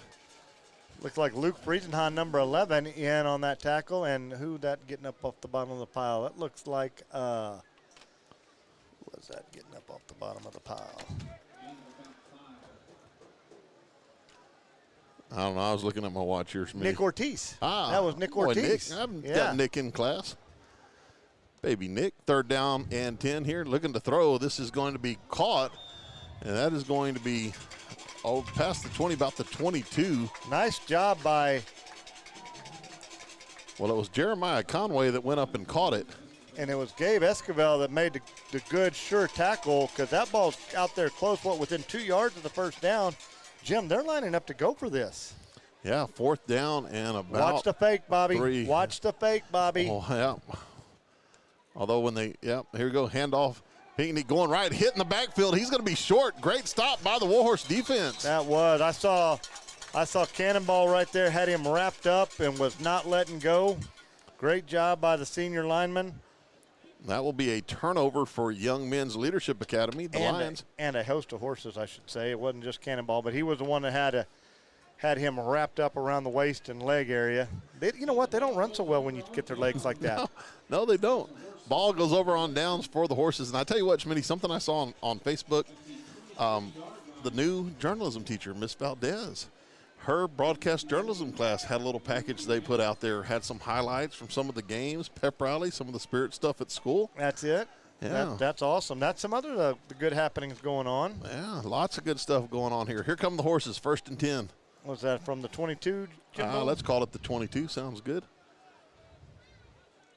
This is going to be tackle trap for the horses. That's Gabe Esquivel, 10-yard line, bounces it outside. Anything he you is can in. do, I can do better.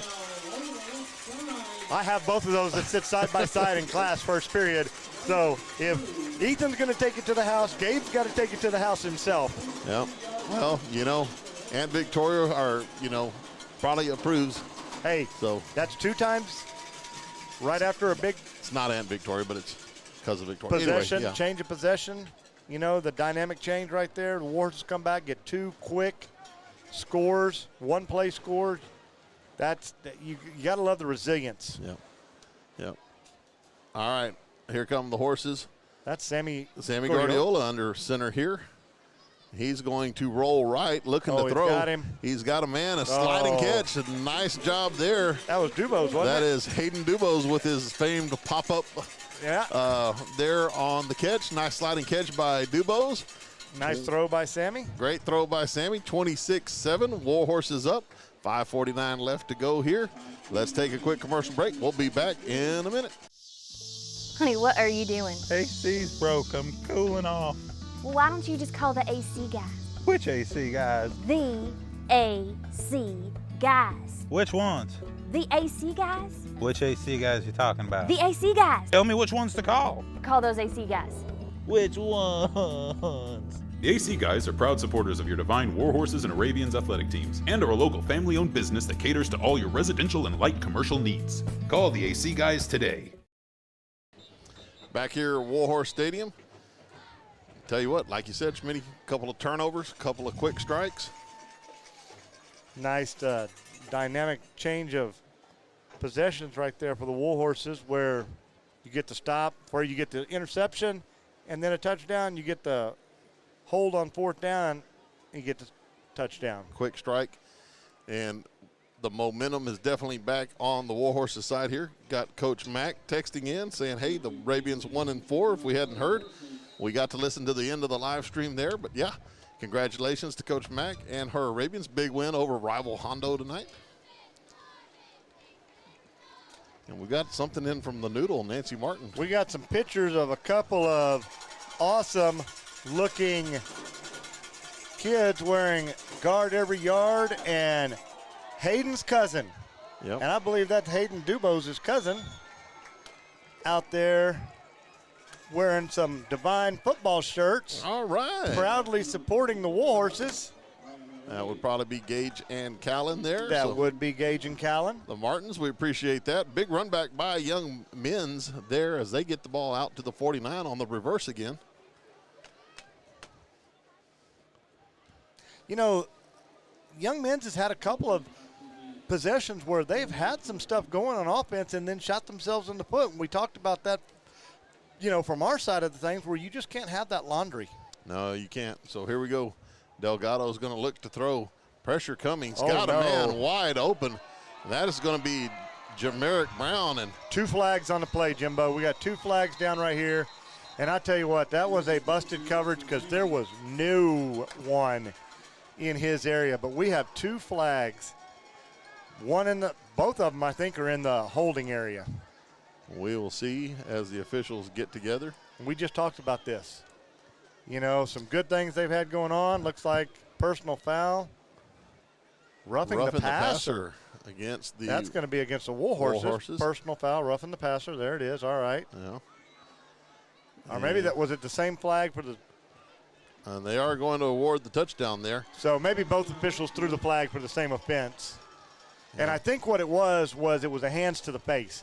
He didn't get knocked down, but somebody coming in did hit him in the helmet, and I do know that tends to get you that call right there. Yeah, it sure does. So the young men's with the quick strike of their own. Of their own, yeah.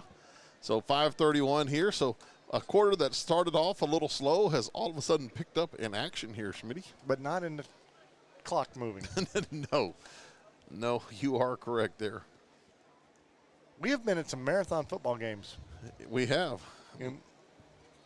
Eduardo Gonzalez on to do the extra point attempt here.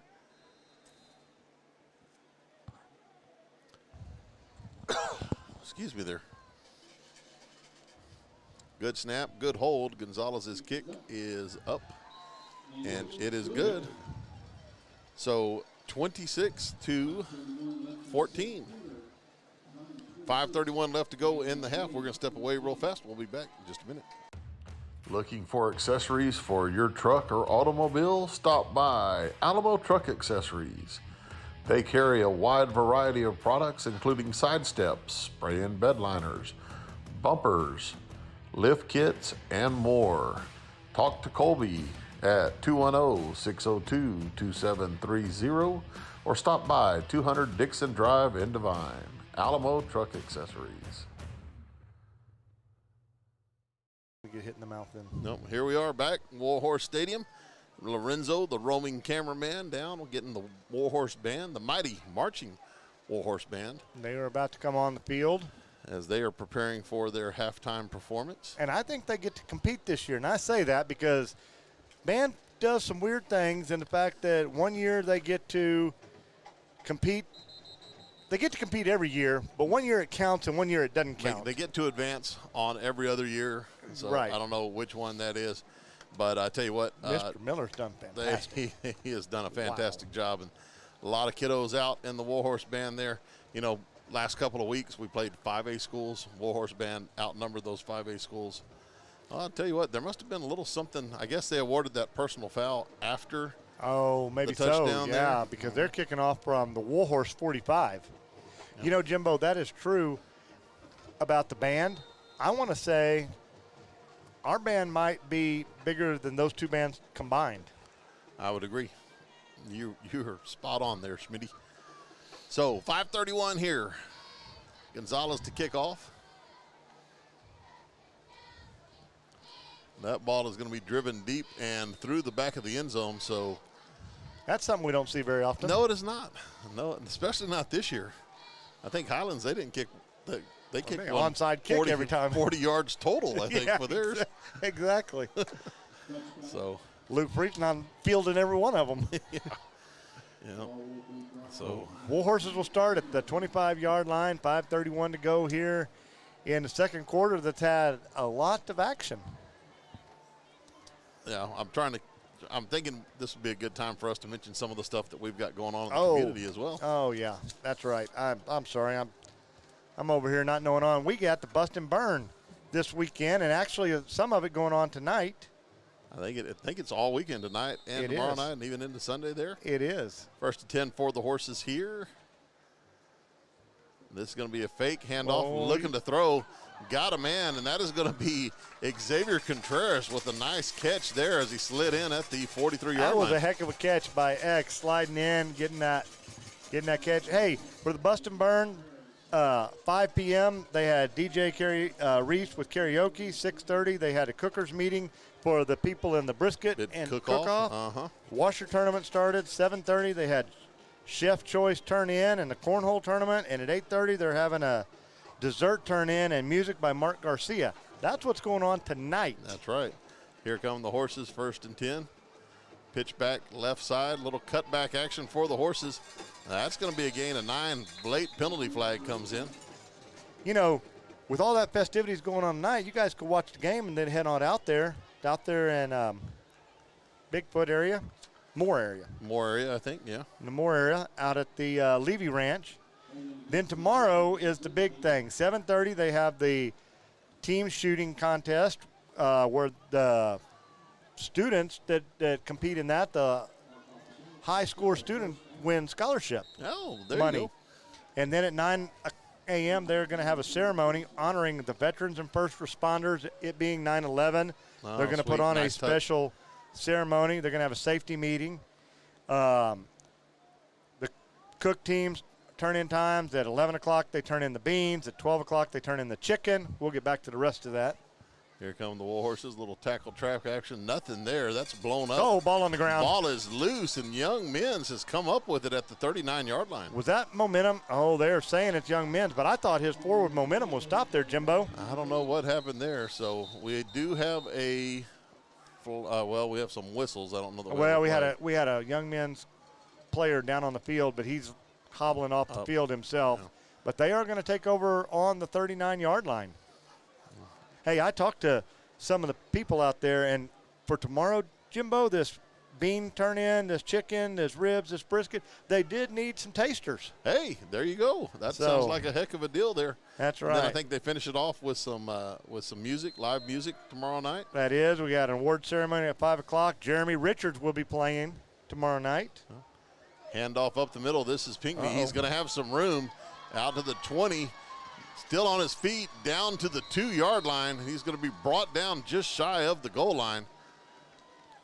That looks like Aaron Sines and Ethan Santos was saving the tackle, and they're going to cap it off tomorrow with the Solis brothers. There you go. Sounds like a lot of fun, and it's all for a great cause. Handoff here. Good job by the Warhorse defense. That was excellent. Ball on the ground. They're going to call him down, though, at the 2-yard line. Loss of 1 on the play. Luke Friesenhahn, Mason Martinez, and Aaron Bonilla in there on that stop. Looked like the ball came out late. So one thing I don't know if we ever mentioned about Bust and Burn, a lot of that goes to scholarships. They award a ton of scholarship money at the end of the year to Devine High School students, and I think students around Medina County as well. Handoff up the middle there. Short again. Looks like he's down just inside the 1. Short. He tripped up. Yeah, Aaron Pinckney. And you're correct, Jimbo. I saw a list on one of the deals I looked at where it showed some of the scholarship winners, and they do. Some of it goes to Natalia, Little Medina Valley. But the bulk of it goes to Devine. It is just a fantastic organization. They just do nothing but good for the kids of the area. I agree 100%.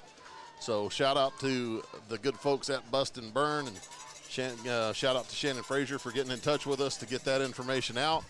And if you've got nothing else to do, even if you got something to do, you ought to get out there. It's one heck of a time. There's something for everybody. There's a little something for every member of your family out there to do. All right, looks like there's going to be a timeout here as the play clock was running low on the lines. We're going to step away. We'll be back in a minute. Warhorse is up 26-14. Morales Realty is proud to be a sponsor for Warhorse and Arabian Athletics this year. We have and will always support our local student athletes. Morales Realty has been serving Devine and the surrounding area with real estate services for over 24 years, offering buyer and seller representation on purchases in residential, commercial, and farm and ranch properties. We also offer property management services. Broker Cindy Langley Morales, a graduate of Devine High School, and staff offers a combined experience of over 70 years in real estate. Morales Realty, where experience matters. All right, we're back here. As you see, 26-14, 3:03 left to go in the half. Couple of shout-outs. Got Will Helms texting in, and he said we got to give a shout out to Auntie Gill. Auntie, because she's a Canuck, like his wife Miranda, a Canadian. So she's down, didn't want to come out in the heat, so watching from home. Awesome. Appreciate that. Quarterback sneak here. That's going to be short, it looks like. Ball came out. Looks like the Warhorses have it. Let's see what goes on here. That is Hayden Brummage coming up with the football. And I tell you what, Jimbo, if he'd gone to the house, we'd have gone crazy. We would have. Apparently the ruling was that the player was down. Our momentum was stopped there. 4th down now. That was a great job by the defense. The line just stepped up there, and they were just a wall. Yes, they were. To stop him, because, Jim, the nose of that football is sitting on the goal line. Let's see, back to the shotgun here for the Lions. Delgado in the gun. And handoff, Pinckney up the middle. Nothing doing there. Looks like the Warhorses are going to get a stop. And that is going to be a heck of a goal line stand there, Smitty. That was a great stand by the Warhorse defense. They stood him up just shy of the goal line, and then the defense driving their legs pushed him back and kept him out of the end zone. Excellent job to keep them out of the end zone after that unfortunate fumble by the Horses.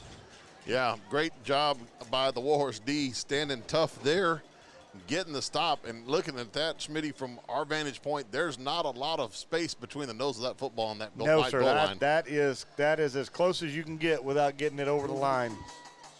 So the Warhorses will have it here at the 1 yard line. Be nice for a little Tony Dorsett action here. Yep. We got some. Looks like we're going to get a timeout. Timeout for the Horses there. Yep. Well, that'll give us a chance to run a few more commercials from some of our awesome sponsors. And speaking of awesome sponsors, the guy that brought up the burgers today, Robert Pequeno and RJ's. Here's their commercial. Hungry?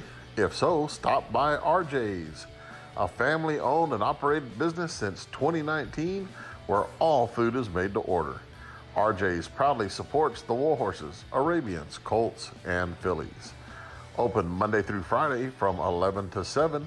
Stop by at 205 State Highway 132 North in Devine or call 830-521-9967. RJ's. Stay hungry, my friends. All right, we're back here, Warhorse Stadium. Great job by Coach Villa's defense they had 4 downs from the 1 yard line. From one or two anyway. Great job by the Warhorses, bowing their necks and not letting them in. So 2:10 to go here. Be a great time to push this down the field and get a score. Extend that lead and take the momentum to halftime. Yeah, definitely get out of the shadow of your own goal line here, and that's going to be cutback sweep left for the Warhorses. And there it is, big hole, left side. It's a foot race now. Wah, wah, wee, wah. 30, 20, 10, 5. Touchdown, Tony Dorsett. You called it. Gabe Esquivel, 99 yards, Smitty. No, Xavier Contreras. Contreras. Oh, boy, X. The senior. See, the white helmet would have helped. The senior. Now we've had 3 huge runs right after big plays by the defense. That was a fantastic run by X Contreras. Great job. Warhorses look like they're going to go for 2 again. Who do we got under center? We got. I think that's Hack still. Pitch back right side. Ethan Santos up the middle. And he is going to dive across, and they will get that one. Touchdown, Warhorses. So what a swing there, Schmitty. That was a big swing. Big swing for the Horses. You got to love seeing it. Great way to come back and show your character. Most definitely there. Xavier Contreras pulling the Tony Dorsett on Monday Night Football back in the 80s, going 99 yards. And the people listening and you and I are the only ones that know that. When these kids watch that tomorrow, they're going to be like, what? But they'll Google it. Yeah, we just happened to talk about that on the podcast on Wednesday night. We ended that. We talked about some of the stuff going on, and that was one of the things that came up. That 99-yard run. And, that was with 11 men on the field for the Cowboys. They were 1 person short when that happened. 10 men on the field? Yeah, so. Yeah. Toby Tomlin coming over telling us, hey, it wasn't 99, it was 99 plus, fellas.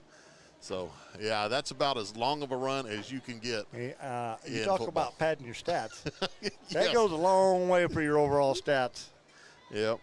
I mean, I'm no mathematician, but that like adds 100 to it, doesn't it? I think it does. I think that gives you a good chance of running for 100 yards, Yeah. in the game. So, yeah, good stuff there. Minute 54 to go here in the second quarter. Another good crowd tonight at Warhorse Stadium.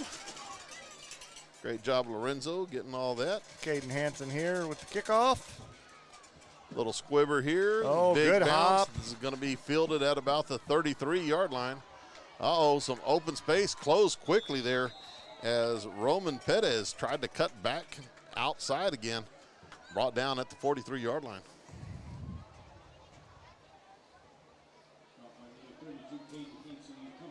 Oh, he just got another one in. Elijah Reheño watching from Prison City, Huntsville, Texas. Go Horses. There you go. That's another Warhorse. Yeah, former Warhorse there. So a lot of good stuff going on. We just got a deal in on the Twitter here. It looks like shout out to Gus Puente from Uncle Eddie. So we got all kinds of stuff going on tonight. I'm telling you what, we got a lot of people watching. That's great. It is. Trips right for the Lions, up the middle, handoff. That is going to be, runner's going to be brought down at the 48-yard line. Luke Friesenhan, Cannon Ramirez, and Nick Ortiz in there bringing him down. Pinckney again with the carry.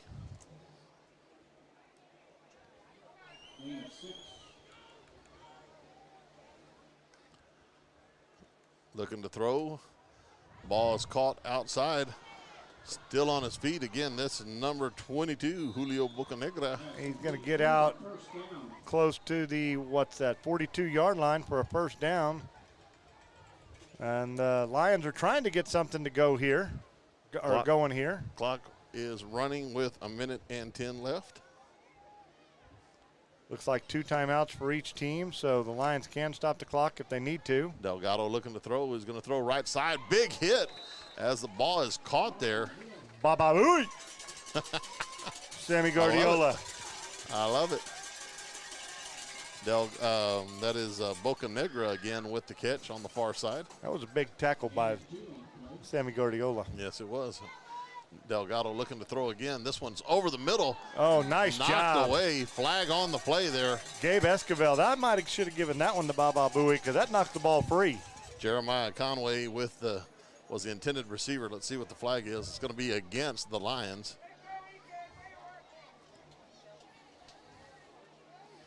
Man, I've had people text. I've had people Facebook message. Now we're getting some Twitter messages. You are all over the place. I don't know what's going on here. It's social media sensations, what you are. Oh, I don't want to be that by any means. Looks like the ball is going to be moved back to the 50, right on the 50-yard line. That brings up 2nd and 17, 18 maybe. And I'll stop looking at my phone here so I can do my job.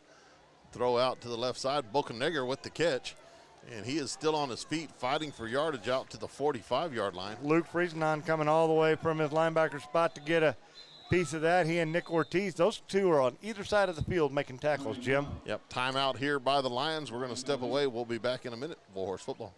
Are you looking to buy real estate? If so, you need a buyer's broker working for you. I'm Christy Parker, broker owner of Texas Sold. I specialize in ranch, land, residential, and investment properties. I have a reputation as a real estate shark. My clients know I'll never settle for anything but their best interest. Buyer representation is free. Don't call the number on that other sign. Call me, Christy Parker, 210 Sold U. That's 210 TXSOLD, the letter U. All right, we're back here, Warhorse Stadium. Beautiful night here at Warhorse Stadium in beautiful Devine, Texas. Just got a text in from Kaylee Ramirez Doherty now. Said we would be what's referred to as an influencer. Do you think they make any money? I think some of those influencers make a lot of money. Therefore, we are not influencers. We are not influencing the right way or the right people or for the right people. That is exactly right. All right, looking to throw here. Warhorse is bringing pressure. Boom! Baba-booey! That is Hayden Dubose came in there with a big sack for the Warhorses. Delgado sacked back into Lion territory there with 9 seconds left, and I think they're going to be content. And long. I think if they do snap it, it will be with 1 second left. They're not even going to snap it, Jimbo. They're that's just going to happen. Nope. That is going to be it for the first half here, Smitty. That was a great way to end it for the Warhorses with the big sack right there. Keep the momentum going their way. We've seen some up and downs, but the horses have been very resilient. They have been. We'll see what happens here after the half. We've got a performance by the Warhorse Band. We're going to take a quick commercial break. We'll be back in a minute with some of the Warhorse Band performance and some other fun stuff at halftime. For now, this is Warhorse Football. A Bushel and a Peck is a Christian-based gift shop offering a variety of unique, affordable Christian faith-based inspirational items like jewelry, home decor, clothing, and candles, with a large section of Bibles and books. They are located on 516 North Teal and open from Tuesday through Saturday from 10 to 6. Find them on Facebook or call at 830-663-8144. A Bushel and a Peck. Gifts from the heart. We're excited to announce that Security Bank is now American Momentum Bank, and our partnership with Devine Independent School District continues. While our name has changed, you can still count on our expert bankers' personalized attention and expanded portfolio of products and services specifically designed to help you build your financial momentum. We invite you to visit our Devine Banking Center at 100 East Hondo Avenue and meet our team of bankers who are ready to help you reach your financial goals. Banking on the strength of momentum, American Momentum Bank. With the mission of continuing support for St. Joseph Catholic Church, along with the Devine community, we strive to find a way to lead men in being the faith leader in their home. Along with faith being the beginning of our mission, charity is our goal. We are able to provide scholarships to students, support the local food bank, and state charities. Knights of Columbus, Council 5192.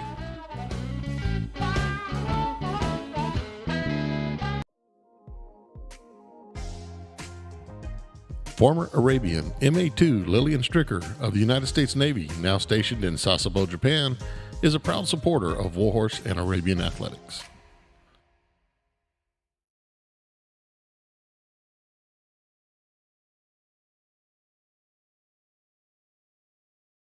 We're going to act like that happened again. All right, we're back. Halftime here. We've been playing with the new toys here and found the fade to black button and couldn't figure out how to get away from it again. We might have to work on that a little bit. 34-14, Warhorses lead here at halftime. Warhorse Band, the mighty marching Warhorse Band, out doing their warm-ups. When they start playing, we'll bring you some of that for sure. But Schmitty, pretty good first half of football. There's been some ebbs and some flows. There have, obviously, just like we talked about, kind of what we discussed out there. There's a lot of positives to go in there and talk about, and then there's those things that we've got to clean up and we've got to be a little sharper on. We can't keep putting the ball on the ground, giving a short field. we did that, and the defense came up with a huge stop to bail us out on that one, but you can't count on that. No, you definitely can't. 4 plays inside the 2-yard line, coming away with the big stop. Kudos to the defense, but like you said, you can't sit there and say, okay, we're going to get that every single time. So Warhorse Halftime Show brought to you by Chaparral Ford. The good folks out there, go see them for all your car buying needs. We appreciate them this year sponsoring the halftime shows. And we've got all kinds of stuff coming up on the halftime show. We'll try to get some scores from around the area. There's been a few cancellations and stuff this week because of COVID in the last week, but we'll try to get you some scores on that. And we will definitely get you some performance of the Warhorse Band. And we've got some State Farm Senior Spotlights coming to you as well. That's right. I heard some of those going on today. One of them just had a 99-yard touchdown run, yes, by the way. He did. Hey, and we talked about that. There's something to this Senior Spotlight deal. I'm telling you.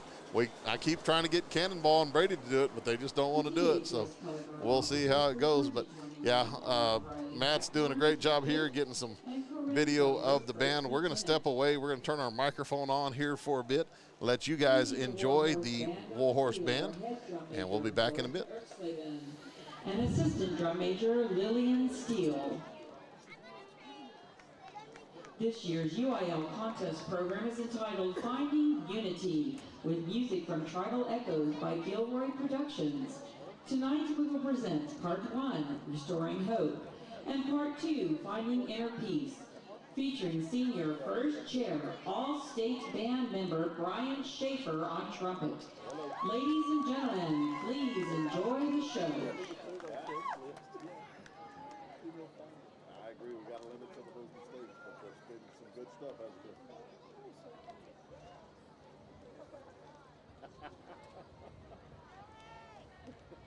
I hear you. Yep, I'll relay it, buddy. We'll talk to you.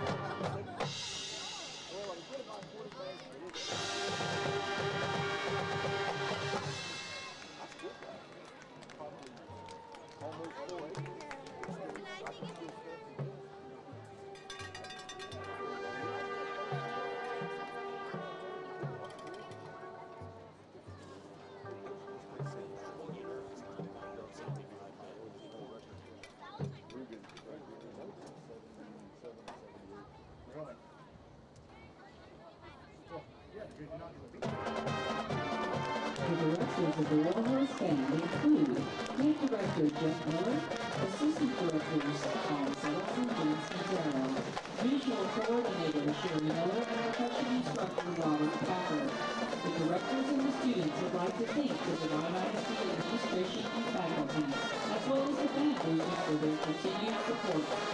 Please visit the band booster concession stand in the south end zone.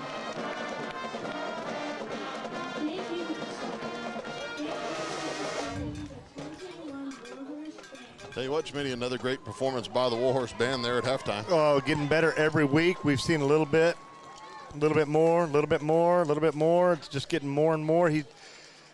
Mr. Miller is doing a fantastic job with those kiddos out there, and they are really responding. The band sounds great. Yeah, we were just talking, and Lorenzo was saying that next time he's going to try to get down there at halftime, get some close-ups of some of those kiddos. Oh, that'll be awesome. I think that'd be really cool. That'd be awesome. So we're tested out some more new technology. We've got some headphones for Matt and Lorenzo, so maybe they can communicate back and forth. And we'll eventually get them linked up with us, and then look out, we might be dangerous up here. We're already dangerous right now. So. Yeah, very much so.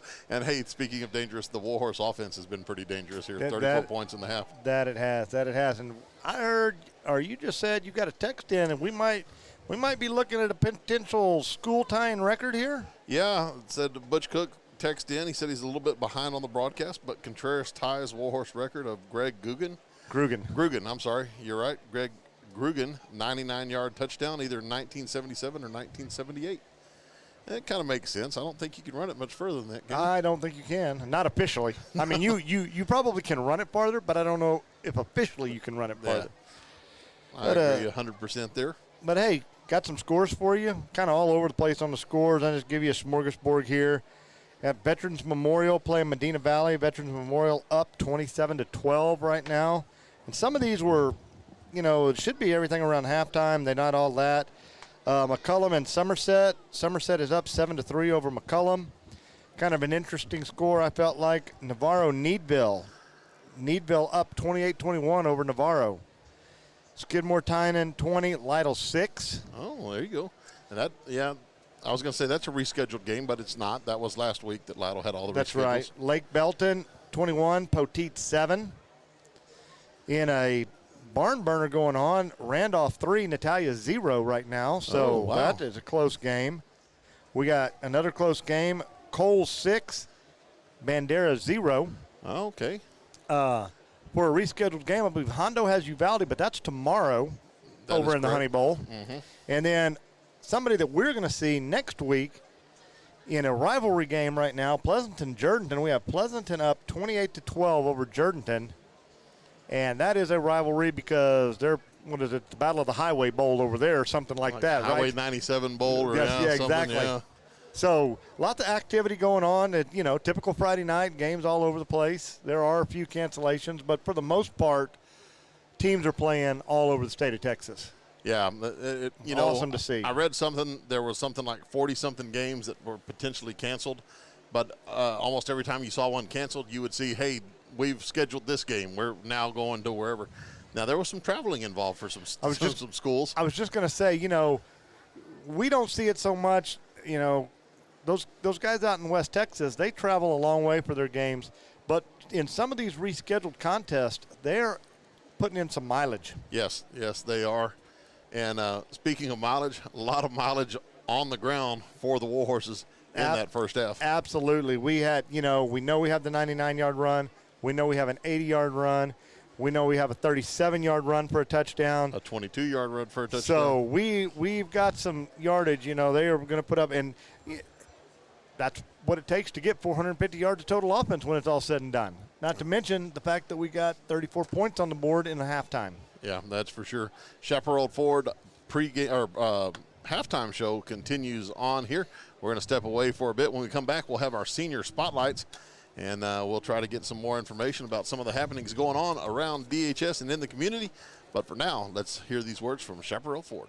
Chaparral Ford is proud to be a sponsor of this year's Warhorse and Arabian athletic program. Chaparral Ford has been serving Devine and its citizens for over 35 years. For more information, visit the website at www.chaparralford.com or go to the Devine establishment located at 102 County Road 773. Chaparral Ford, the experience is worth the drive.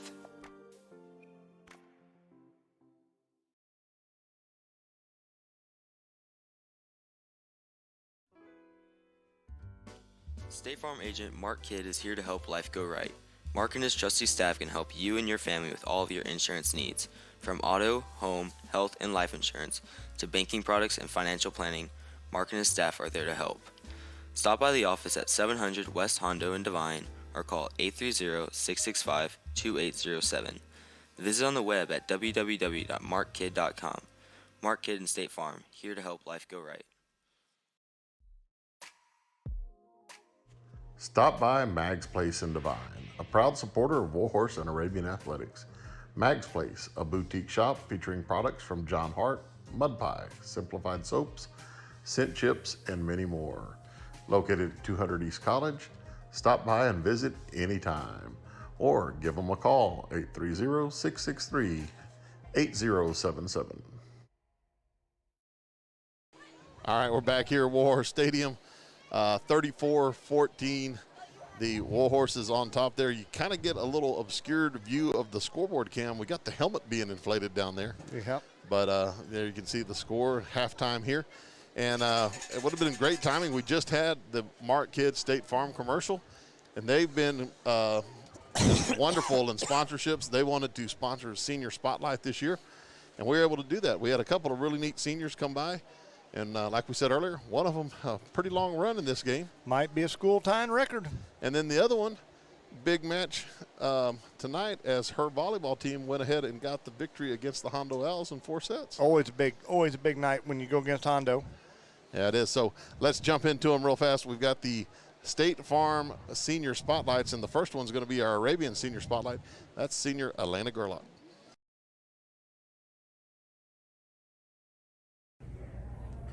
Hello, my name is Alina Gerlach, and I am a member of the Arabian volleyball team, and I have been selected for tonight's Senior Spotlight. My nickname is #LeftHook, as given to me by Coach Jay and Coach Mangold. At school, aside from participating in Arabian volleyball, I am an active member of the student section and FFA. My interests outside of school include hanging out with my friends and playing more volleyball and making energy teas and such. And my favorite thing to eat for breakfast is the Kodiak protein muffins, the double chocolate chip one. And if there was one thing I could change about myself, it would be my height, because I wish I was taller.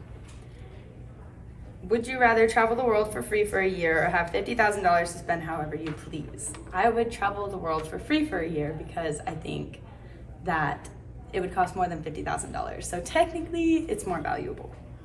On a scale of 1 to 10, how good of a cook are you? I'm a 30. I'm a great cook. And what's the #1 app on the phone that you use the most? TikTok, for sure. And what is your best sports memory? Probably when my team and I went to the 4th round last season in volleyball. And finally, what do you plan to do after high school? I plan to go to college and hopefully play college ball. Thanks for watching, everyone. And what do you have? All right, we are back here. Sorry to cut you off there, Smitty. I guess I should have told you we were coming back. I was watching, and the Senior Spotlight faded off there. So that's all right. We're just chatting here on the side. That was Alina Gerlach. You know, that's one of the girls running the flag out there. She is all over the place. I think she is helping get all of the maroon. Typhoon or platoon or whatever we are this year together and going and organized. So that girl's involved in a little bit of everything. On the volleyball team, as you said, big dub. Yeah, big win against Hondo. Not a district game because of some of the realignment stuff, but could be still a playoff game. Could be a playoff game, and still always good to when you battle the folks from Hondo. Always good when you go across the creek, it's always good. Yeah, it is. It is. So yeah, that was neat. Loved it when she was like, "Yeah, I'm cooking. I'm like a 30." So said Dad's a chef. I think Grandpa was a chef. So I think it runs in the family there. So I'm not gonna lie. I had her in class last year. She brought me some food. She's up there. Yeah, pretty good. Yeah, pretty good she's stuff, up there. huh? Yeah. Oh, awesome. All right, senior spotlight for the boys, Xavier Contreras. That's it. Mr. 99. Just call him Mr. 99. Yeah, we're going to have to re-ask the what's your nickname. Yeah, that's it. Because it's probably going to be Mr. 99. But, yeah, here's senior Xavier Contreras.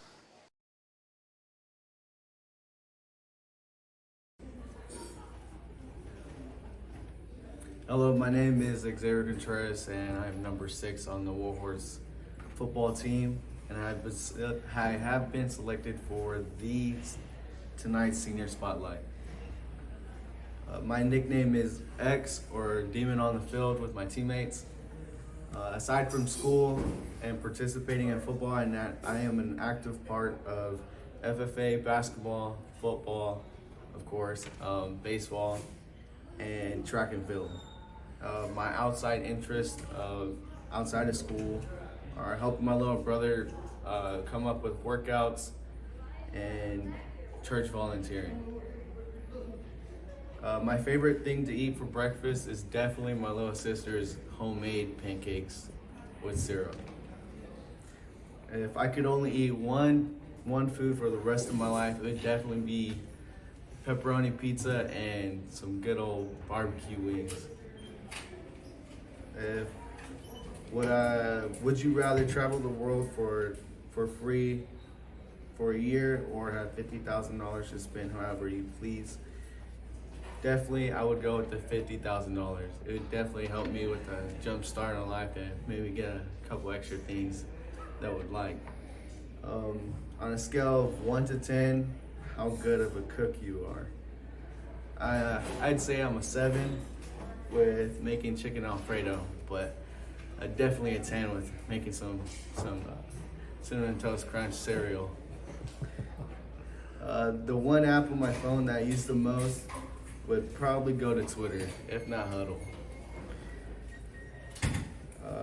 What is your best sports memory? Definitely goes back to 7th grade year of basketball. Game against Pearsall, 6.5 seconds left, and passing the ball to me, take it down the court on the left side, and just hit a 3 from back where the volleyball line is, just draining on the buzzer, and the crowd going crazy with my teammates. And finally, what do you have planned after high school? I plan on getting on a scholarship for either football or basketball, and to go into pre-dental school and then furthering my education into a dentist. And thank you guys for watching. All right, back here at Warhorse Stadium, State Farm Senior Spotlights. Appreciate Mark Kidd and State Farm there to help life go right. Mark's always one to jump at the chance to help support this program, and all of our sponsors have just been absolutely fantastic. It's because of the support we get from them that we're able to get some of this new technology in and bring some of these new camera angles and whatnot in. So, you know, we just throw it together the best we can, and I think we're getting halfway decent at it. Hey, we're getting better. Hey, I got a couple of updates. All right, what do we got? Went back, checked some scores, found Carrizo Springs up 14-0 over Manor New Tech. I think Carrizo now has gone to, 2-0, looking to go 3-0? 2-0, looking to go 3-0. Had a correction on the score. I said Cole was up. Actually, Bandera is leading Cole 7-0. And let's see, a couple of other ones. The Poteet has scored against Lake Belton and is now 21-14. Okay. Navarro has scored against Needville. That game is all tied up at 28. And Somerset has scored, and they are up 21-10 over McCullum. So a couple of scores changed, some updates there. Well, and I thought I'd heard that Lytle said Butch Cook texted in. Lytle was supposed to play at La Prairie tonight. Yeah, there's one of those. Where one of those rescheduled, so I guess I was right in that regard. But I was thinking about last week when they were supposed to play Hondo. Right. Hondo now playing Uvalde tomorrow at the Honey Bowl. At the Honey Bowl. In We've been there on top of the press box. Yes, we have. And I tell you what, you can sit right next to one really big speaker. One really loud speaker, and you can get a heck of a sunset picture from the top of that press box as well. Yes, you can. It's a beautiful stadium, though. It really is. It's a fun game to call. I mean, that was one of the prettiest sunsets. You know, the South Texas sunsets there's a lot to be said for them, and that was one of the prettiest ones in a while. Yeah, I would agree with that. Good shot of the Warhorses here getting stretched out prior to the second half here. Lorenzo down on the field, and we've got some headphones in here, and I think we've got Lorenzo hooked up maybe where he can kind of hear us now. So I'm telling you what, we're getting all the bells and whistles. Yeah. We had to get him out of the locker room there for a little bit. So no, he didn't go in, but at some point it would not surprise me. So looks like we're waiting on everybody to get back out here. The clock has stopped and is reset, ready to go for the third quarter. We're ready to go for the third quarter. I think we're just waiting on an opponent. I think we are. Looky there. Look deep inside the tunnel of the Warhorses. Look at that. Look there. at this. Horses getting fired up, ready to go. Here we go. Here we go. Look at that. There he is, the roving reporter. Yep. You can't get more on top of it than that right there. There is YMLA coming out, and here come the horses. So second half coming up here, and while we're waiting on that, again, let's talk about some of the things going on here at DHS this weekend. We've got the freshman JV volleyball tournament going on as they will host a tournament here. So we're looking forward to that. We'll get those kiddos to compete some, and then we've got cross country going to Bandera tomorrow. They're going to go run some hills. They are, and I tell you what, we've also got some of my Arabian basketball kiddos. They're going to be competing in the I-35 Showdown up in San Antonio. They're going to be playing some games there. Got about 7 or 8 of them going to play, so good luck to those girls. About that. That's right. Good luck to them tomorrow. That's awesome. Nice student section there, red, white, and blue in honor of the 20th anniversary of September 11th tomorrow. Yep. Being showing their patriotism, so we're just leaving it on Lorenzo there, man. You got it, Lorenzo. Carry us home, brother. Tell you what, he's done a fantastic job. Love having him out there. He does a great job. We're going to have to figure something out for next week. We've got Matt taking off. Oh, that's He's got a little vacation planned, world traveler, so we'll have to find someone maybe to fill in. So if anybody's looking to help out, we'll also talk to some kids in class, see if we can get them to join up as well. But if you're looking for opportunity to go over to Pleasanton, watch this, be a part of this, watch the game, give us a holler. We'd love to have you. What do you think, Schmitty? I just want to see less flags on the field here. I do too. I want to see a more clean half right here. I like what the horses are doing offensively and defensively. Less flags and keep the ball off the grass. There we go. Here's a reverse. More horses were ready for this reverse this time. This one they had, and nothing doing there inside the 20. Great job by the Warhorse special teams. I tell you what, I wouldn't mind seeing a couple of those really long runs again. Oh, I would like to see some of that. I tell you what, you think the horses have figured out when 9 out of 11 guys are on this half of the field waiting for that reverse? Yeah. Great shot by Lorenzo there. Cheerleaders getting everybody fired up tonight. Great job. Hannah Thompson's cheerleading sponsor. That girl does a little bit of everything. Oh, she's all over the place. The roving reporter at the volleyball game. Yeah, her cheer and Coach sponsor. Mangold, cheer sponsor tonight. There's our cheerleader of the night. Cross country coach tomorrow. She is busy. Here we go, back to live action. Looking to throw. This is going to be off to the flat. Nice job, Warhorse. Initial hit at the line of scrimmage. It looks like Pinckney is going to get out to the 24-yard line. Pickup of, we've got about 5 right there, Jimbo. So 2nd and 5 on that little swing pass. Little swing out to the flat there to the trip side. Delgado back in the gun again. Handoff coming up the middle. Not much there. Will fall forward for a couple. Looks like Aaron Bonilla. Who else was in there? I know Aaron was in there. Maybe that was I think that was Cannonball coming in over there and getting another piece of him. I'm still looking for the scoop and score. I need Cannonball with the scoop and score. Talk about going crazy. We might have to do it. We would go crazy. Handoff up the middle. Initial hit in the backfield there. Pinckney still trying to drive forward there, but he's going to be short. That's going to be 4th and 1 here, Schmitty. I tell you what, speaking of coming up and making a play. There was Hayden Brummage, Marcus Rodriguez stepping in there. Big hits for both of those guys. And they're going to go for it again, Jim.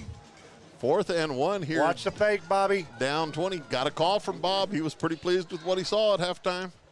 Oh, there it is. Goodness Now this is going to be gracious. interesting because the Warhorse defensive end jumped, but the young men's leadership wide receiver out here jumped as well. Did he jump first or second? I don't know. Because if the defense jumps in, the offense can move, and it should be a defensive penalty. It looks like they're going to get the wide receiver, though. Well, being he was so far away from the defensive lineman, that would make sense. Because there's no way he enticed yeah. You know what I'm saying? I would agree with you there. But, hey, you know, we thought we knew some stuff earlier in the game, too, and apparently we don't. And, you know, hey, it is what it is. I'm pretty regular with figuring out that I don't know much.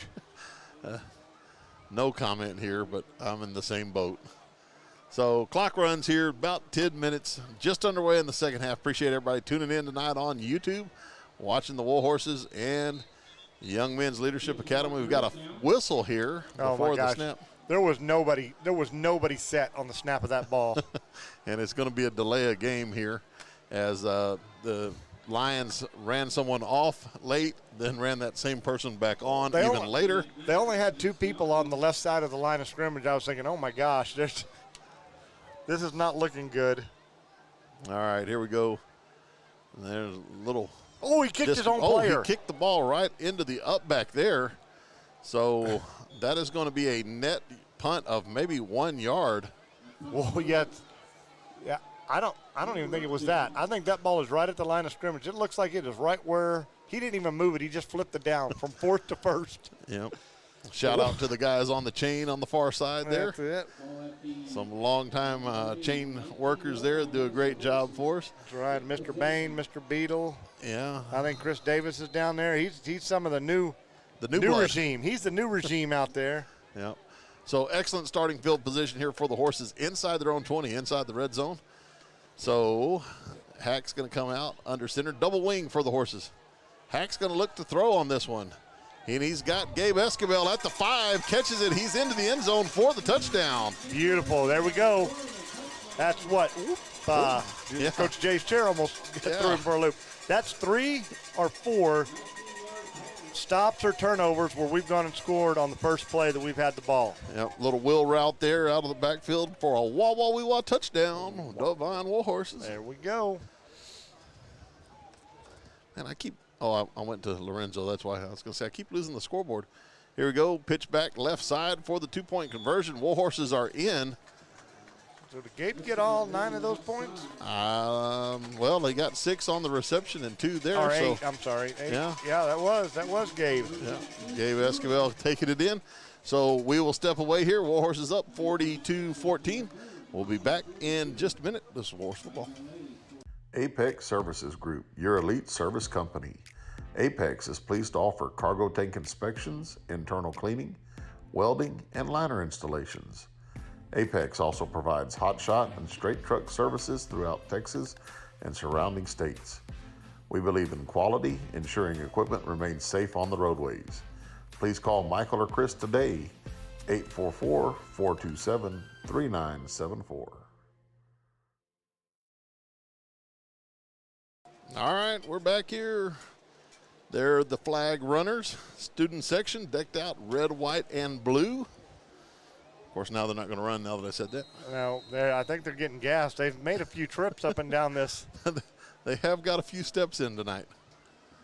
That's awesome, though. You got to love the spirit out there. You know what's interesting, though? I remember when Lorenzo used to run that flag. Yes, I do. I remember Lorenzo being in the crowd yelling 1, 2, 3, first down. That's it. Short 1, kick. 2, 3, ace. Uh-oh. Nope. That's it. That is it. Yeah, it looked like they were going to try to do another reverse there. Number 24, Richardson Cameron. I think that's how it's supposed to be read. I read it Cameron Richardson the first time around, but hey, you know. Looks like the Lions will take the ball at the 25-yard line. Another good crowd here at Warhorse Stadium. Appreciate everybody coming out to the game. Appreciate those listening. It is. It's great to see that we have this many people in the stands and we end up with this many people online watching. It just shows what opportunity UIL has granted all these schools by letting us do this stuff. Yeah, it's really awesome, and hopefully this will be something that we get to do for a while. You don't know. We'll find out next year. Twins this time, both ways for the Lions. Delgado is going to look to throw. Quick throw and catch. Out past the 25-yard line, number 2, Desmond Whitaker with the catch and run. Looks like Nick Ortiz getting out there and bringing him down. Luke Friesenhan was the first one to make contact with him, and then Nick Ortiz cleaned it up and got him on the ground. Gain of two on all that. 2-ish, I would say. Yeah, 2nd down and 8 here for the Lions. Let's get the scoreboard back in there with 9 minutes. Delgado going to throw out. That is going to be caught. And again, great job by the Warhorse defense there. That's going to be a loss on the play. I think that was Julio Bocanegra on the far side. Not much doing. That wasn't. It looks like Brandon Martinez, number 56, with a big hit to bring him down.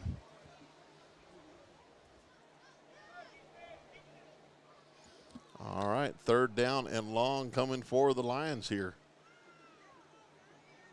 We need a big play right here. It's a little lull in. I think How about a pick 6? I like it. Or scoop and score. Scoop and score. Come on, Cannonball. Where's Cannonball? And instead, it will take an incomplete pass as that ball was intended for Julio Bocanegra. Good pressure by the Horses. Good defensive coverage. Leads to the incompletion. And that'll bring up a 4th down and very long. Let's see what the punting situation looks like right here. Now I know why they're going for it on 4th down all the time. Yeah. That was not the most well-run 4th down scenario. No, it was not. And, as the up back there, you got to make sure you don't move backwards into your punter. This time it looks like a much better job by the Lions. This ball is going to be kicked and caught by Nate Ramirez at the 48-yard line. Brought down immediately. Yeah, immediately. But, again, improvement in the special teams. Nate was able to catch that ball and not let it roll and gain another 10 or 12 yards. Right, and, great field position for the Warhorses. They're going to start at their own 48-yard line. So really a short field, especially considering some of the runs we've seen. Absolutely. 8:14 left to go here, 3rd quarter. Warhorses, as you can see, once I throw the scoreboard up there, bloop, 42-14 here, up on Young Men's Leadership Academy. Young Men's Leadership out of San Antonio, SAISD Academy there. I think you have to apply to attend the school. Once your application's accepted, then you get to move over and go through that.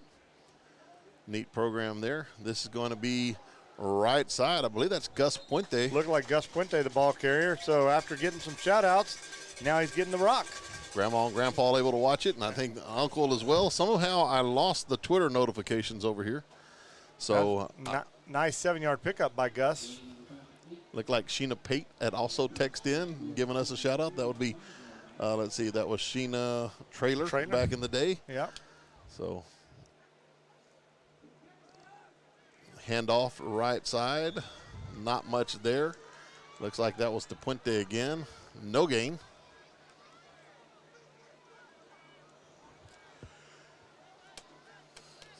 That'll bring up 3rd and 3 for the Horses. 3rd down and 3, yep. Ball sitting right on the Lions' 45-yard line. Hack running the play in. Clock continues to run here. Of course, Warhorse is not in a huge hurry here. The clock running is always a good thing when you're up 42-14. I will take it. Keep running. Absolutely. Ooh, that was a flag. Yeah. A little false start there on the far side by the Warhorses. Little bit of rock back out there on the end, and that drew the flag. So that's the kind of stuff that the Horses can't get. Not a great drive, but 7 yards on the first play. But then you just can't go and have 3rd and 3. It's where you want to be. It's 3rd and manageable. Right. And now you're at, 3rd and 8. And, yeah, we talked about it earlier. We were doing that. We were knocking out 6-7 yards a play, but that's just not what you want to do. It's not where you want to be. Not the team you want to be. You definitely don't want to live there, that's for sure. Right. Here come the Warhorses. Pitch back right side. Up the middle. This is Marcus Rodriguez, 20-yard line, 10-5, touchdown, Marcus Rodriguez. That's a 50-yard run on top of some of those other big ones, Jim. That ball was spotted right on the 50-yard line. Marcus Rodriguez, heck of a run for a fullback. Didn't Marcus play the fullback spot? He most of the does, time? but I think he lined up at the tailback position there. Well, I don't know. He might have lined up a little bit deeper, but a little pitch back to him. And I'm a little worried because the down box hasn't moved yet. I'm looking, I'm scanning. I don't see any flags. I keep looking. I think they're finally going to allow him to move there. So, or they may just tell them to stay there because it was a touchdown. There's no need for them to come down the field. Yeah, I wouldn't think so. So they usually bring the down, though. Yeah, they do. Kick is up, and that is going to be good by Caden Hansen. I think our chain gang is a little perplexed as we are about like, hey, don't y'all want us to come down here? Yep, we're going to step away real quick. We'll be back in a minute. This is Warhorse Football. Come see Warhorse and Arabian supporter Eric Smith at North Park Chevrolet for all your car buying needs. Located just down the road on U.S. Highway 90 in Castroville, North Park Chevrolet consistently ranks among the top Chevrolet stores in the state. With over 300 vehicles on the lot to choose from, Eric can help you find what you need. Contact Eric at 210-737-4786 or visit the website www.npchevy.com. Stop by Mag's Place in Devine, a proud supporter of Warhorse and Arabian Athletics. Mag's Place, a boutique shop featuring products from John Hart, Mud Pie, Simplified Soaps, Scent Chips, and many more. Located at 200 East College, stop by and visit anytime. Or give them a call, 830-663-8077. All right, back here at Warhorse Stadium. Warhorses go up 49-14 after the score there. High short kickoff by Hansen. Ball is loose, and Warhorses are there, but it looks like number 4 for Young Men's Leadership Academy. That is Jamerick Brown with the recovery. And that was number 4, Elijah Sanchez for the Warhorses. It was right there, almost had a chance to get on that ball. Good job by Elijah getting down the field and getting down there and putting the contact on him. You know, and we're coming back after another big run for the Horses, a 50-yard scamper by Marcus Rodriguez. Mm-hmm. So lots of backs doing lots of good things for the Warhorses. And I tell you what, some of these backs that we keep talking about by the Warhorses, sophomores, juniors. Very true. Very true, Coach Jay. Very true. Trips right for the Lions. Handoff up the middle. This is going to be Pinckney trying to get outside. Good job by the Warhorses there. Gain of 2 on the play. Well, that was a heck of a tackle. That was number 22, Aaron Bonilla, who chased him down from the back to make that stop. Hayden Dubose was right there. The two of them put him in a Warhorse sandwich and ate some Lion lunch. There you go. I don't know if that's the way that's supposed to work. Lion, anyway. It's been a long week. 2nd down and 8 here. That was a false start. I believe it is. Hayden Dubose pointed out for the officials there. That's going to be another 5 yards. Yeah. So that'll be a false start against the Lions. So some of the stuff that we would like to see cleaned up is the laundry.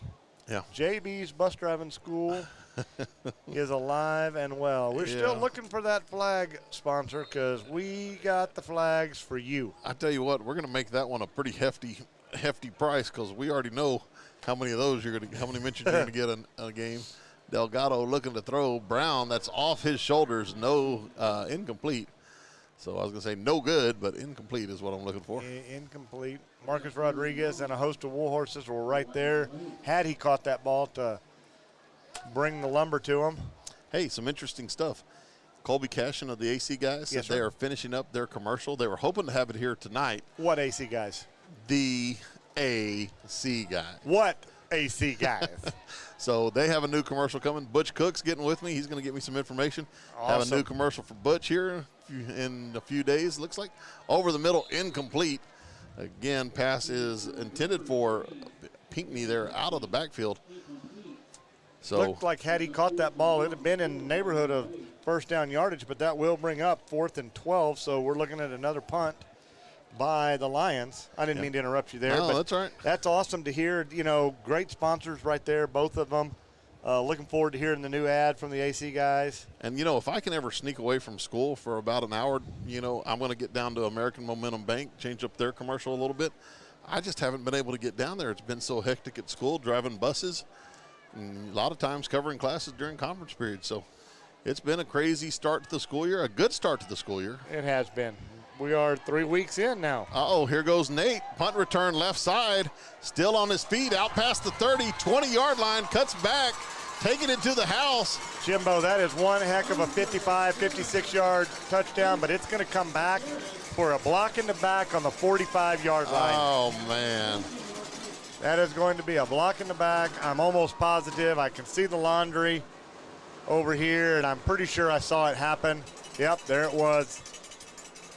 Yep. White Hat just gave the unfortunate signal, but that would be the 6th or the 5th big yardage. By big yardage, I mean 20-plus, 30-plus yard run for the Horses. Yeah, it would be cool if we ever kept stats up here, but what else do you want us to do?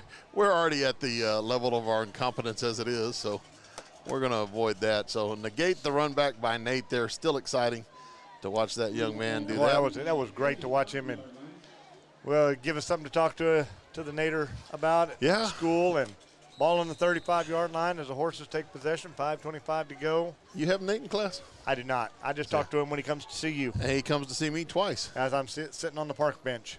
Yep. Had him in one class for part of the year last year. He got pulled out early, so now he's back. And get him twice during the day. This is going to be Guardiola up the middle there. Ooh. And out past the 50-yard line. Nice run there by Sammy Guardiola, another sophomore. Here comes another flag. Looks like we're going to get some personal foul against the Horses. A little unsportsmanlike conduct there. Yeah. That is something that you hate to see. Yeah, after a huge run like that, great play coming back after the big block in the back penalty. Coach Gomez not happy with that. Just some things that you don't want to see happen to your team. You just got a positive play after a negative play. Right. And, you're up 49-14 here. But like we were talking about, you get into a big, close game, you can't have those mistakes kill drives. Correct. Because they are. Those are drive killers. Yeah, we've got people texting in saying AC guys should have won whatever the award is for best commercials. I don't know if it's an Emmy or whatever. But, yeah, a fan favorite for sure. It was definitely a fan favorite. Got a lot to live up to there, Colby, on this next round. No pressure. A lot of anticipation here. So, now, officials trying to get together, figure out what's going on here. So, what's crazy, it's first down and 10 again from pretty much the exact same spot as there was a 15-yard run and a 15-yard penalty. And it was, and it's a personal foul, so it's a spot foul. So it was, and that's the thing. It was downfield. It was a. Yeah, it was I was going to say it was almost after the play, but it wasn't. Still first down. Extracurricular activity, a little bit late in the play. We don't need that at that point. So let's see what the Horses do. First and 10 here. Guardiola under center. Handoff fullback up the middle. Dubose. Hayden Dubose running hard there. And hit early, but a lot of yards after contact there. He did, and he had 4 white jerseys on him before they finally were able to get him on the ground. He still picked up 6 yards, 5 yards. Still picked up 5 yards, brings up 2nd and 5. Clock now ticks under 4.5 minutes here to go in the third quarter.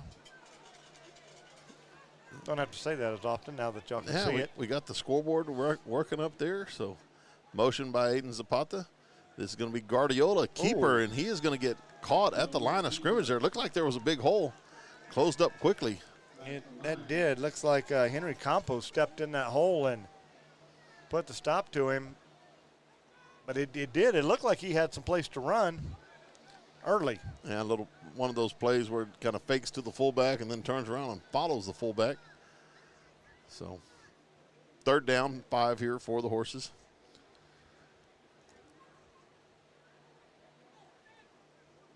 Oh, Matt getting us in there close. I like it. Pitch back to Aiden Zapata. Big hole left side. He is going to be out past the 45 down to the 40. Oh, we got a flag right there at the end of that run. And I was just going to say it, and I like the way Zapata finished that run. He put his shoulder down, and he does not go looking for the sideline, does he? He does not look for the sideline. He looks for somebody to put on their back. And I think there's going to be a little extracurricular on the other side trying to get him down. That's what I'm hoping. Bob, I see another flag up here, Jimbo, just over the 50. I don't know if you can see it. Those linemen are kind of neat. I can see it now, yep. And what's disconcerting is I thought they picked up the ball and headed back to the referee, but now they're all coming in, having a little powwow. Yeah, you still got the ball spotted over there on the, I don't know, what's that, 41-yard line maybe? Good run by Zapata, looks like. You know, I wonder if the chain guys are getting bored over there because they just kind of stand there by themselves. Yeah. All these runs downfield, and they have to stay put because there's a flag down on the play. It looks like about an 18-yard run for Zapata on that play. You know, that's what I need to do. We got Andy and James down there doing stats. I need to get them to do it digitally and send it up to me, and I could just have it right here. Yeah, we could have a little halftime stat action going on. Yeah, looks like an illegal block or illegal hands by the offense there. So they're moving the Warhorses back here. So Coach Gomez is trying to tell him, hey, this is the technique we're working on, but I don't think the White Hat's buying it. Yeah, Coach Gomez doesn't. I don't think the White Hat bought it, and I don't think Coach Gomez bought the White Hat's explanation as well. No, he did not buy what the White Hat was selling. No, so I guess that is, we will have to agree to disagree, sir. Yeah, I agree with that. All right, so again, third down from pretty much the exact same spot. Yeah, looks like it. 3rd and 5. Motion this time. Gus Puente pitch back. He's going to cut it upfield. Come on, Gus. Gus gets hit, fights forward out to the 45. That's going to be close to first down yardage. Looks like he's going to be about a half a yard, about a half a yard short. Yep. Looks like Toby's fixing to introduce the cheerleaders down here. Yeah. And, of course, who's on it? Our roving cameraman, Lorenzo. He is right there. Let's see what Lorenzo can get us here. Yeah, look at that. Excellent job. Here we go at 4th and short for the Horses. Pitch back to Puente. He's got a hole. First down. He dropped the ball, but came back out on it. Late. But let's I think see he was what on the ground before the ball came out, but he was quick to get back on it. He's got the yardage. Ball on the 49-yard line. They are going to give him a first down there. So good job. Nice hard run by Gus Puente. Yep. I know we got. So got the cheerleaders being introduced down there. We'll jump back to the action here. Senior Kennedy Duncan. Warhorses to the line here. 1st and 10. Guardiola under center for the Horses. This is going to be handoff on tackle trap. That Nate. Let's see, didn't get a number there. First down yardage again for the Horses. There's some of the athleticism of the cheerleaders down on the field. That was Nate. Nate with Nate what Ramirez. Is that? Junior Alexandria Salazar.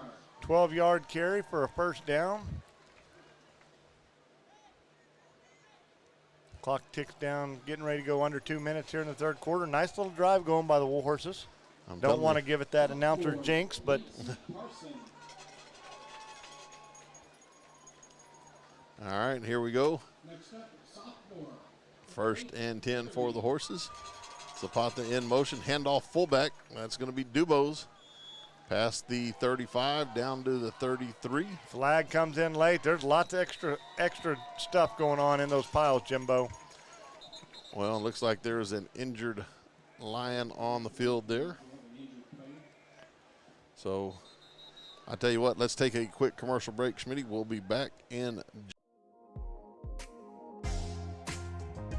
Former Arabian MA2 Lillian Stricker of the United States Navy, now stationed in Sasebo, Japan, is a proud supporter of Warhorse and Arabian athletics.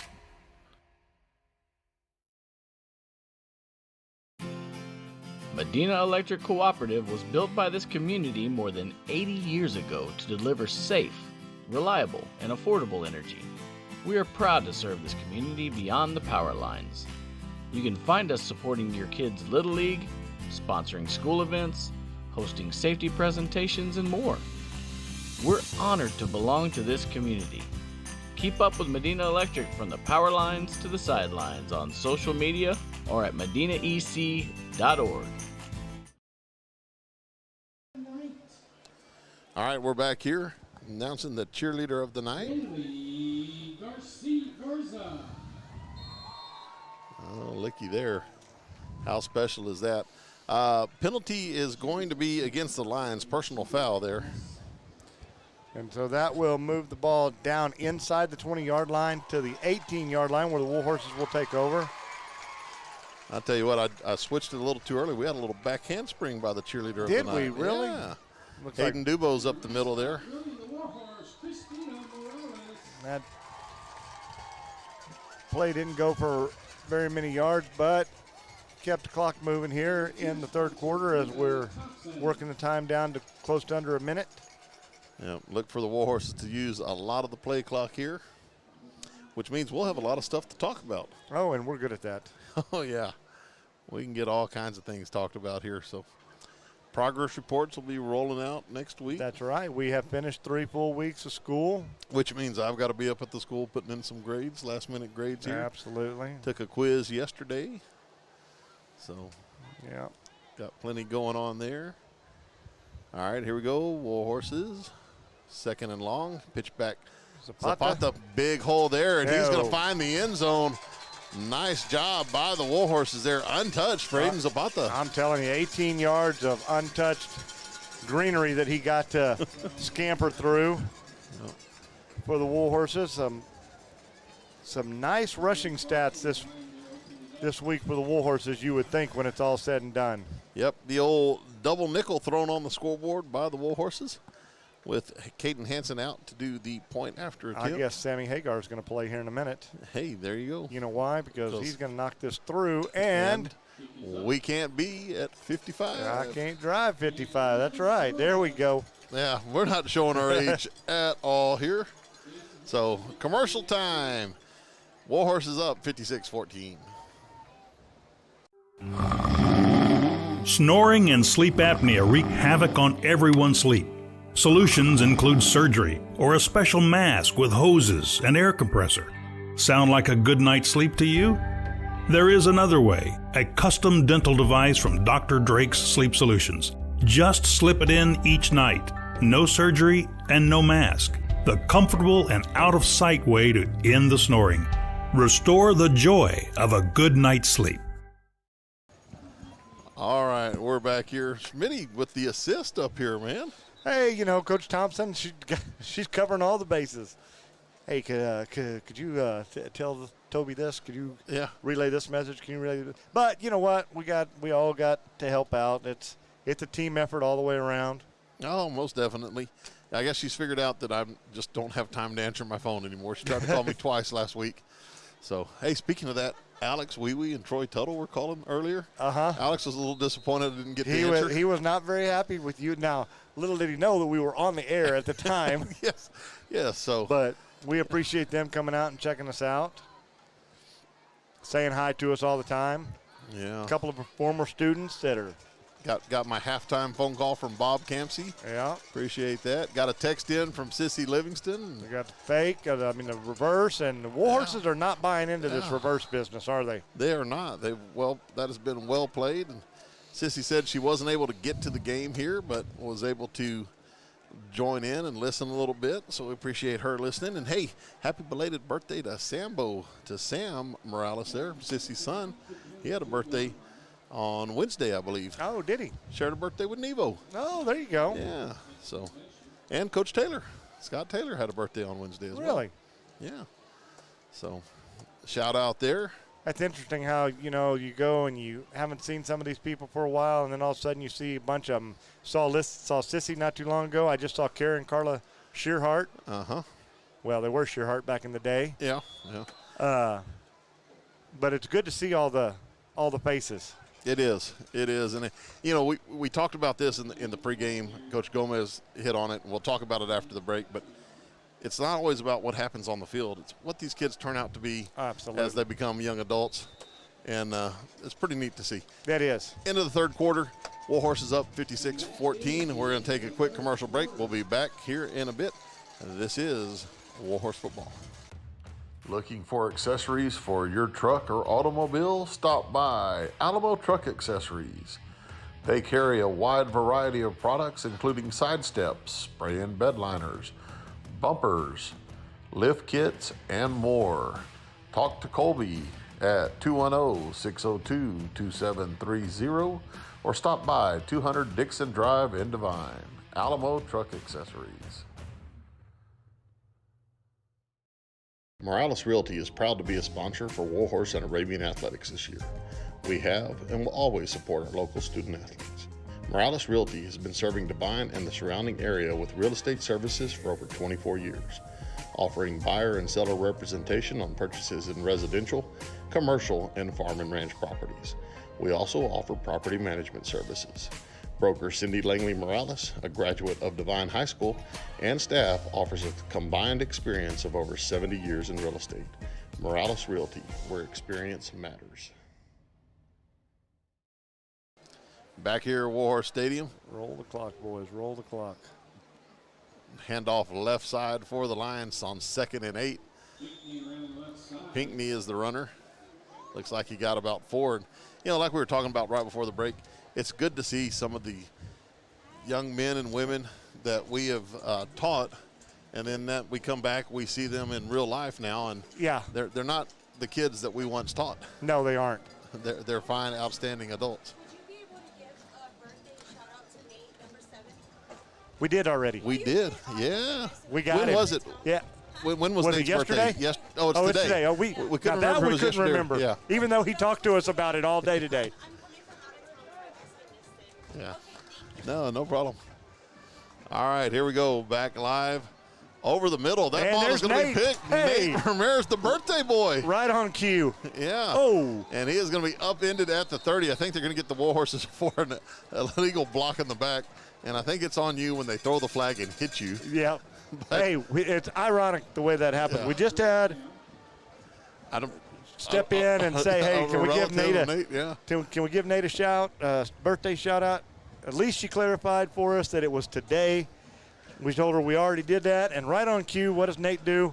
INT, number 2. Jumps up and gets the pick, and a good run back. Yeah, it was.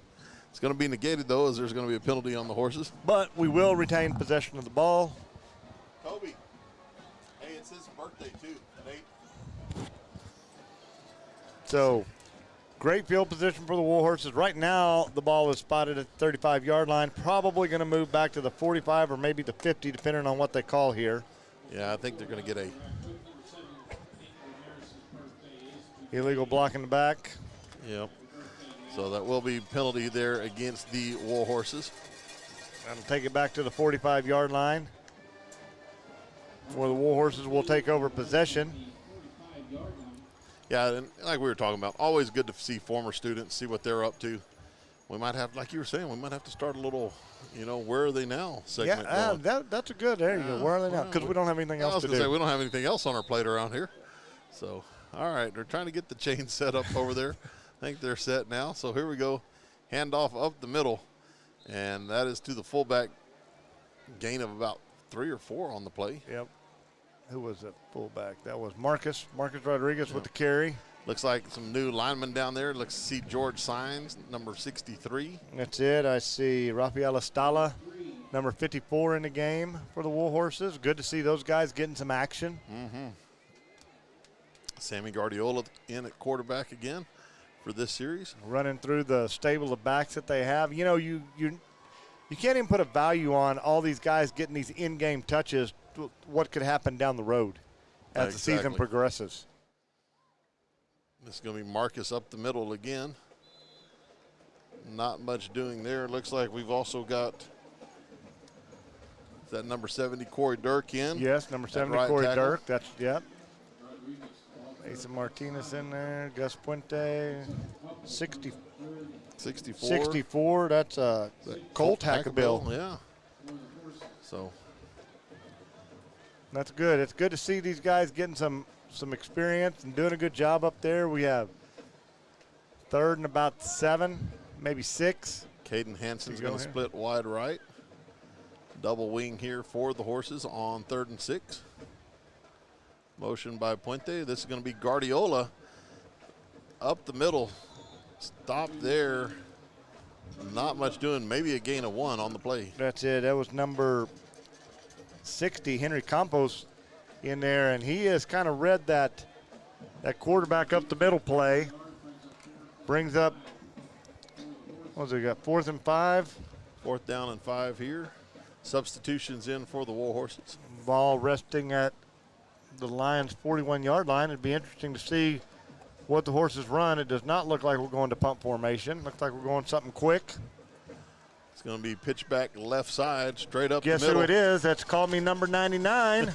Xavier Contreras out to the 25-yard line, brought down 24. First down, move the clock there, or move the chains, keep the clock rolling, said the white hat. Got a heck of a block by the birthday boy, Nate, out there on the corner to spring him for that first down.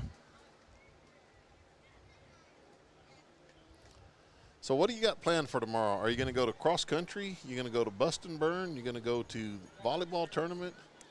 You're going to go to the I-35 shootout? You're going to go to Bandera for cross country?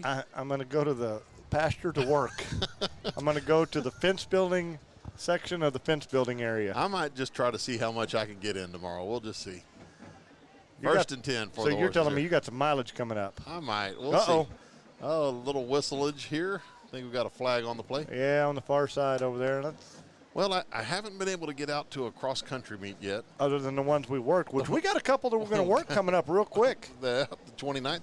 Hey, speaking of something else that's coming up at the end of September, Knights of Columbus golf tournament. We've got that going on 25th, I believe. 25th of September. Y'all need to sign up out there. Great cause. Got some cornhole tournament going on as well. And out there, yes, definitely. Find a night. Look on their website. I think you can register a team on the website. Great. Speaking of sponsors, the Knights got some great sponsors for hole sponsors. I think all the prizes are covered. Great opportunity to get there, and we want to thank the Knights once again for the equipment they've helped us out with. Yeah, and everything they do for us here. Appreciate those guys. Handoff up the middle. Marcus Rodriguez breaks the tackle. Nice job, Marcus. And he is going to be down and into the end zone. And it looks like we're going to get a flag, and it's going to be on the Warhorses for a little extracurricular activity. Lorenzo's got us covered right there. There's the flag. Yes, it is right there. So great shot by Lorenzo as per usual. Going to be a little extracurricular on the Horses. Got a text in here from someone you and I both worked with back in the day, Richard Big Dog Malone, former principal at Devine Middle School and golf coach here for the longest time. Worked up in the office at the high school. But Richard said, enjoying the telecast of the game. Go Warhorses. Keep up the good work. I tell you what, that reminds me. There's some video footage of some things that happened at, you remember Big Dog, that's where Big Dog came, Big Dog and the Bowsers. There's some footage of some singing on stage for the middle school kids. I don't think that needs to be found. No, considering two of the Bowsers are sitting here broadcasting this game tonight. And we might have done a flying chest bump across the stage. And we're really glad nobody got hurt on that flying chest bump. So, but yeah, good times teaching back in the middle school. So Richard was our principal. Shout out to Big Dog there. Clock runs under 7 minutes. Hand off Marcus Rodriguez. That's going to go nowhere. Looked like that was Big Henry Campos again with the stop. Yeah, and 60 and 61 it looked like down there. Yeah, Roman Gonzalez as well. Bringing Marcus down. Man, we were telling some stories the other day. I saw Bill Herring at church. We were telling the story about one of the students that I accidentally stepped on when he tried to escape. That got a big chuckle out of Bill. Yeah, I think somebody got bit in that incident too. I think so. The good old days. That's the middle school life for you right there, though. You just never know what's going to happen at the middle school. Know. It was always an adventure, that's for sure.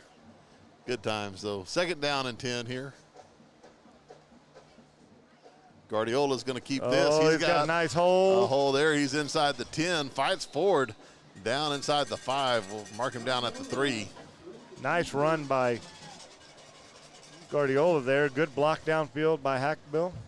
tell you what, when Bob called me at halftime, I should have. That was Friesenhahn. I should have That asked was Luke him. Friesenhahn, I'm sorry. Yeah, I should have asked Bob at halftime what his prediction of the score was going to be. He'd have been close on this one, I bet. I think he would have. I bet he would have. I bet he's still watching right now. I bet he is. I guess I have to turn the scoreboard back on. Whoopsie. All right, 5:35 left here. 56-14. First and goal for the Horses. Gus Puente with the ball. Get in there, Gus. He is. There goes the hands. Good job. Gus Puente scoring. Looks like we're sending in Hansen for the point after. See if we can get a shot of Gus coming off there. There he is. Good job, Gus. Warhorse line getting Gus into the end zone there. 62-14. Warhorse is ahead comfortably here. Extra point attempt coming for Caden Hansen.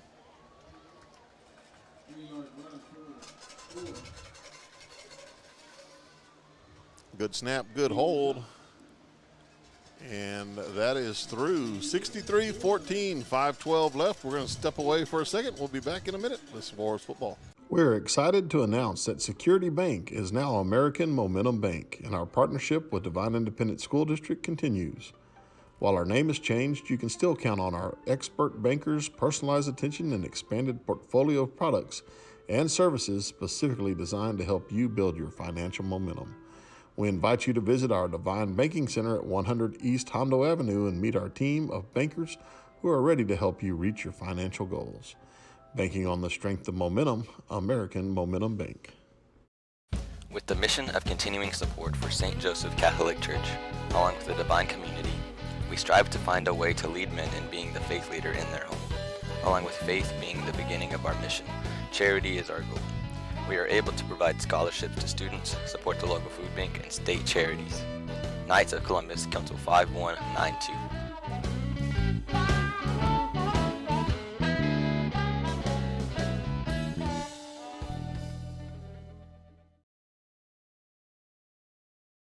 All right, back here at Warhorse Stadium. 53-14. Warhorse is up comfortably here. Uh-oh, look at Lorenzo there. He's trying to get you yawning on camera there, Smitty. Is he? Oh, he is. He's trying to get us up in there. Oh, he's got it. There you are. There we are. There we are. There's the kickoff. Kickoff's right at Lorenzo. Ball is going to take a left turn there. Almost got you, Lorenzo. That ball went out of bounds, so that'll be a penalty on the Warhorses. Yeah. Lorenzo's got us in the. Nope, let's go. Let's see what he's got. You got us, Lorenzo? Yep. There we are, folks. Hey, we're here. Guess you couldn't see me. There I am. All right. Appreciate the support there, Lorenzo. We'll have to talk to Matt about getting Lorenzo here in a second. Yeah. Almost there's got our statisticians down there. He's got a good shot of our stat guys down there. Yeah. There's our stat people. They get us all the numbers that we use for the stats. So, Lions will take over at the 42. 1st and 10 here. This is going to be handoff. Nice job there by the Warhorse D. Luke Friesenhahn, and that was also number 54, Rafael Estala, in on that tackle. Runner for YMLA, number 42, Jeremiah Shakir. Rafael getting in there, had him in class last year. He's a power lifter. Hey, there you go. And a lot of these kids, we could talk about the other sports that these guys do. Yeah, Shakir again, right side. That's number 56, another one of those younger kids. Sophomore Brandon Martinez getting in there, getting himself a stop. Like we talked about it. We talked about it on the offensive side. Here it is on the defensive side. There's Corey Dirks out there at the DN spot. So we got a lot of these guys getting some good live reps. Yep, looks like Delgado's looking to throw, and that ball is incomplete. Good defense by the Horses. That's Gabe Esquivel there to knock the ball free. Intended for Richardson Cameron.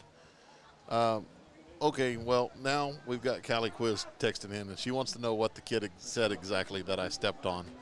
I don't think that's we will Callie will tell you later. we can't tell that story on air right now. So, but yeah, I think Callie and them heading to the Lubbock area. I'm going to go up and watch a little Texas Tech game. Oh, so I know who she's riding with, who's heard the story and knows what was said. Yeah, the peanut gallery is in full effect here. I see how that works. Yeah, Brian Bentley texting in saying we still got the voice for radio, or the voice that definitely have the face for radio here. Let's see, I'll get this right. Yep, you still got that TV voice for the radio face. That's for sure. Yeah. Ball is going to be down there. Warhorses will take over at the 36-yard line. Clock's right at 3 minutes and 30 seconds to go. Warhorses in control. All right. We are a rambling. We are. I tell you what, we get to see how everything travels next week. The Warhorses. That's right. We've the been band, on the cheerleaders, and our wonderful broadcast here. And we've been at home for 2 weeks in a row, so we got to work out a few bugs. I tell you what, I'm glad we got some of this new equipment because it is going to make traveling a lot easier. Not quite as many things to have to get set up. Now, we brought a bunch of that today just for redundancy, but I think feeling pretty comfortable. Uh-oh, looky there, athletic trainers. So back to live action here. I think we can blow the whistle, though, fellas. That was, That was come on. That was Nate. Forward progress stopped way up here, and then. Yep. There we are. We got the athletic trainers again. Lorenzo, if you want to get them, we had to cut away from them real quick. So. Right. If Lorenzo can get that shot of those athletic trainers, they do an unsung job. They're out there. They're in Doc's class. They get things ready to go. They were looking for a shout out. I'm trying to give them a shout out, and then now she's not even looking at the camera. I know. Hey, there you go.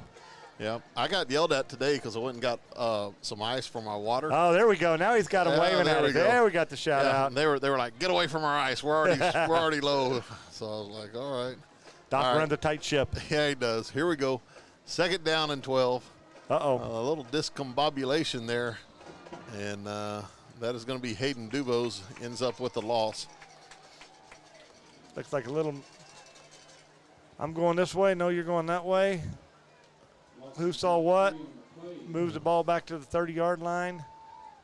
Be 3rd and what do you got there, Jimbo? 16? 16, I would say. Yeah. Did you get out and do any hunting this past weekend? No, I didn't. You know, where we are, it's the special season for the white wings, and there's just no white wings out where I live. All the cornfields and everything that used to grow out there are now hay fields. Yeah. So there's just not a lot of stuff for them to eat. Now in town here, there's white wings everywhere. And it's going to be pitched to Hayden Dubose trying to get around the right side. Nice job just stopping in bounds. Going to keep that clock running. How about a little extracurricular ref? Nope. Yeah, here comes the flag in there from it is. Way back deep. But, yeah, smart by Hayden not to run out of bounds. Trying to keep that clock running down to 1:20. Although the penalty will stop it here for a little bit. Yeah. Notice the official trying to keep the game moving once it gets to be a big number like this. You see that a lot of times. Yeah, I just got a deal. Mark Navarro texting in. He said shout out to his daughter, Leilani, one of the athletic trainers down there. That's right. Yeah. So, yep, that is an unsung job right there. Ooh, that it is. That it is. One of those young ladies and every now and then a few young men down there. I tell you what, at least every once in a while we say something about a lineman. Yeah. But very rarely do we talk about the athletic trainers. Does the student trainers down there get any love? Yeah, and of course, shout out to Ruben Austin, head athletic trainer here. So that's a man that stays busy this time of the year. That he does. That he does. Thinking about all the stuff we got going.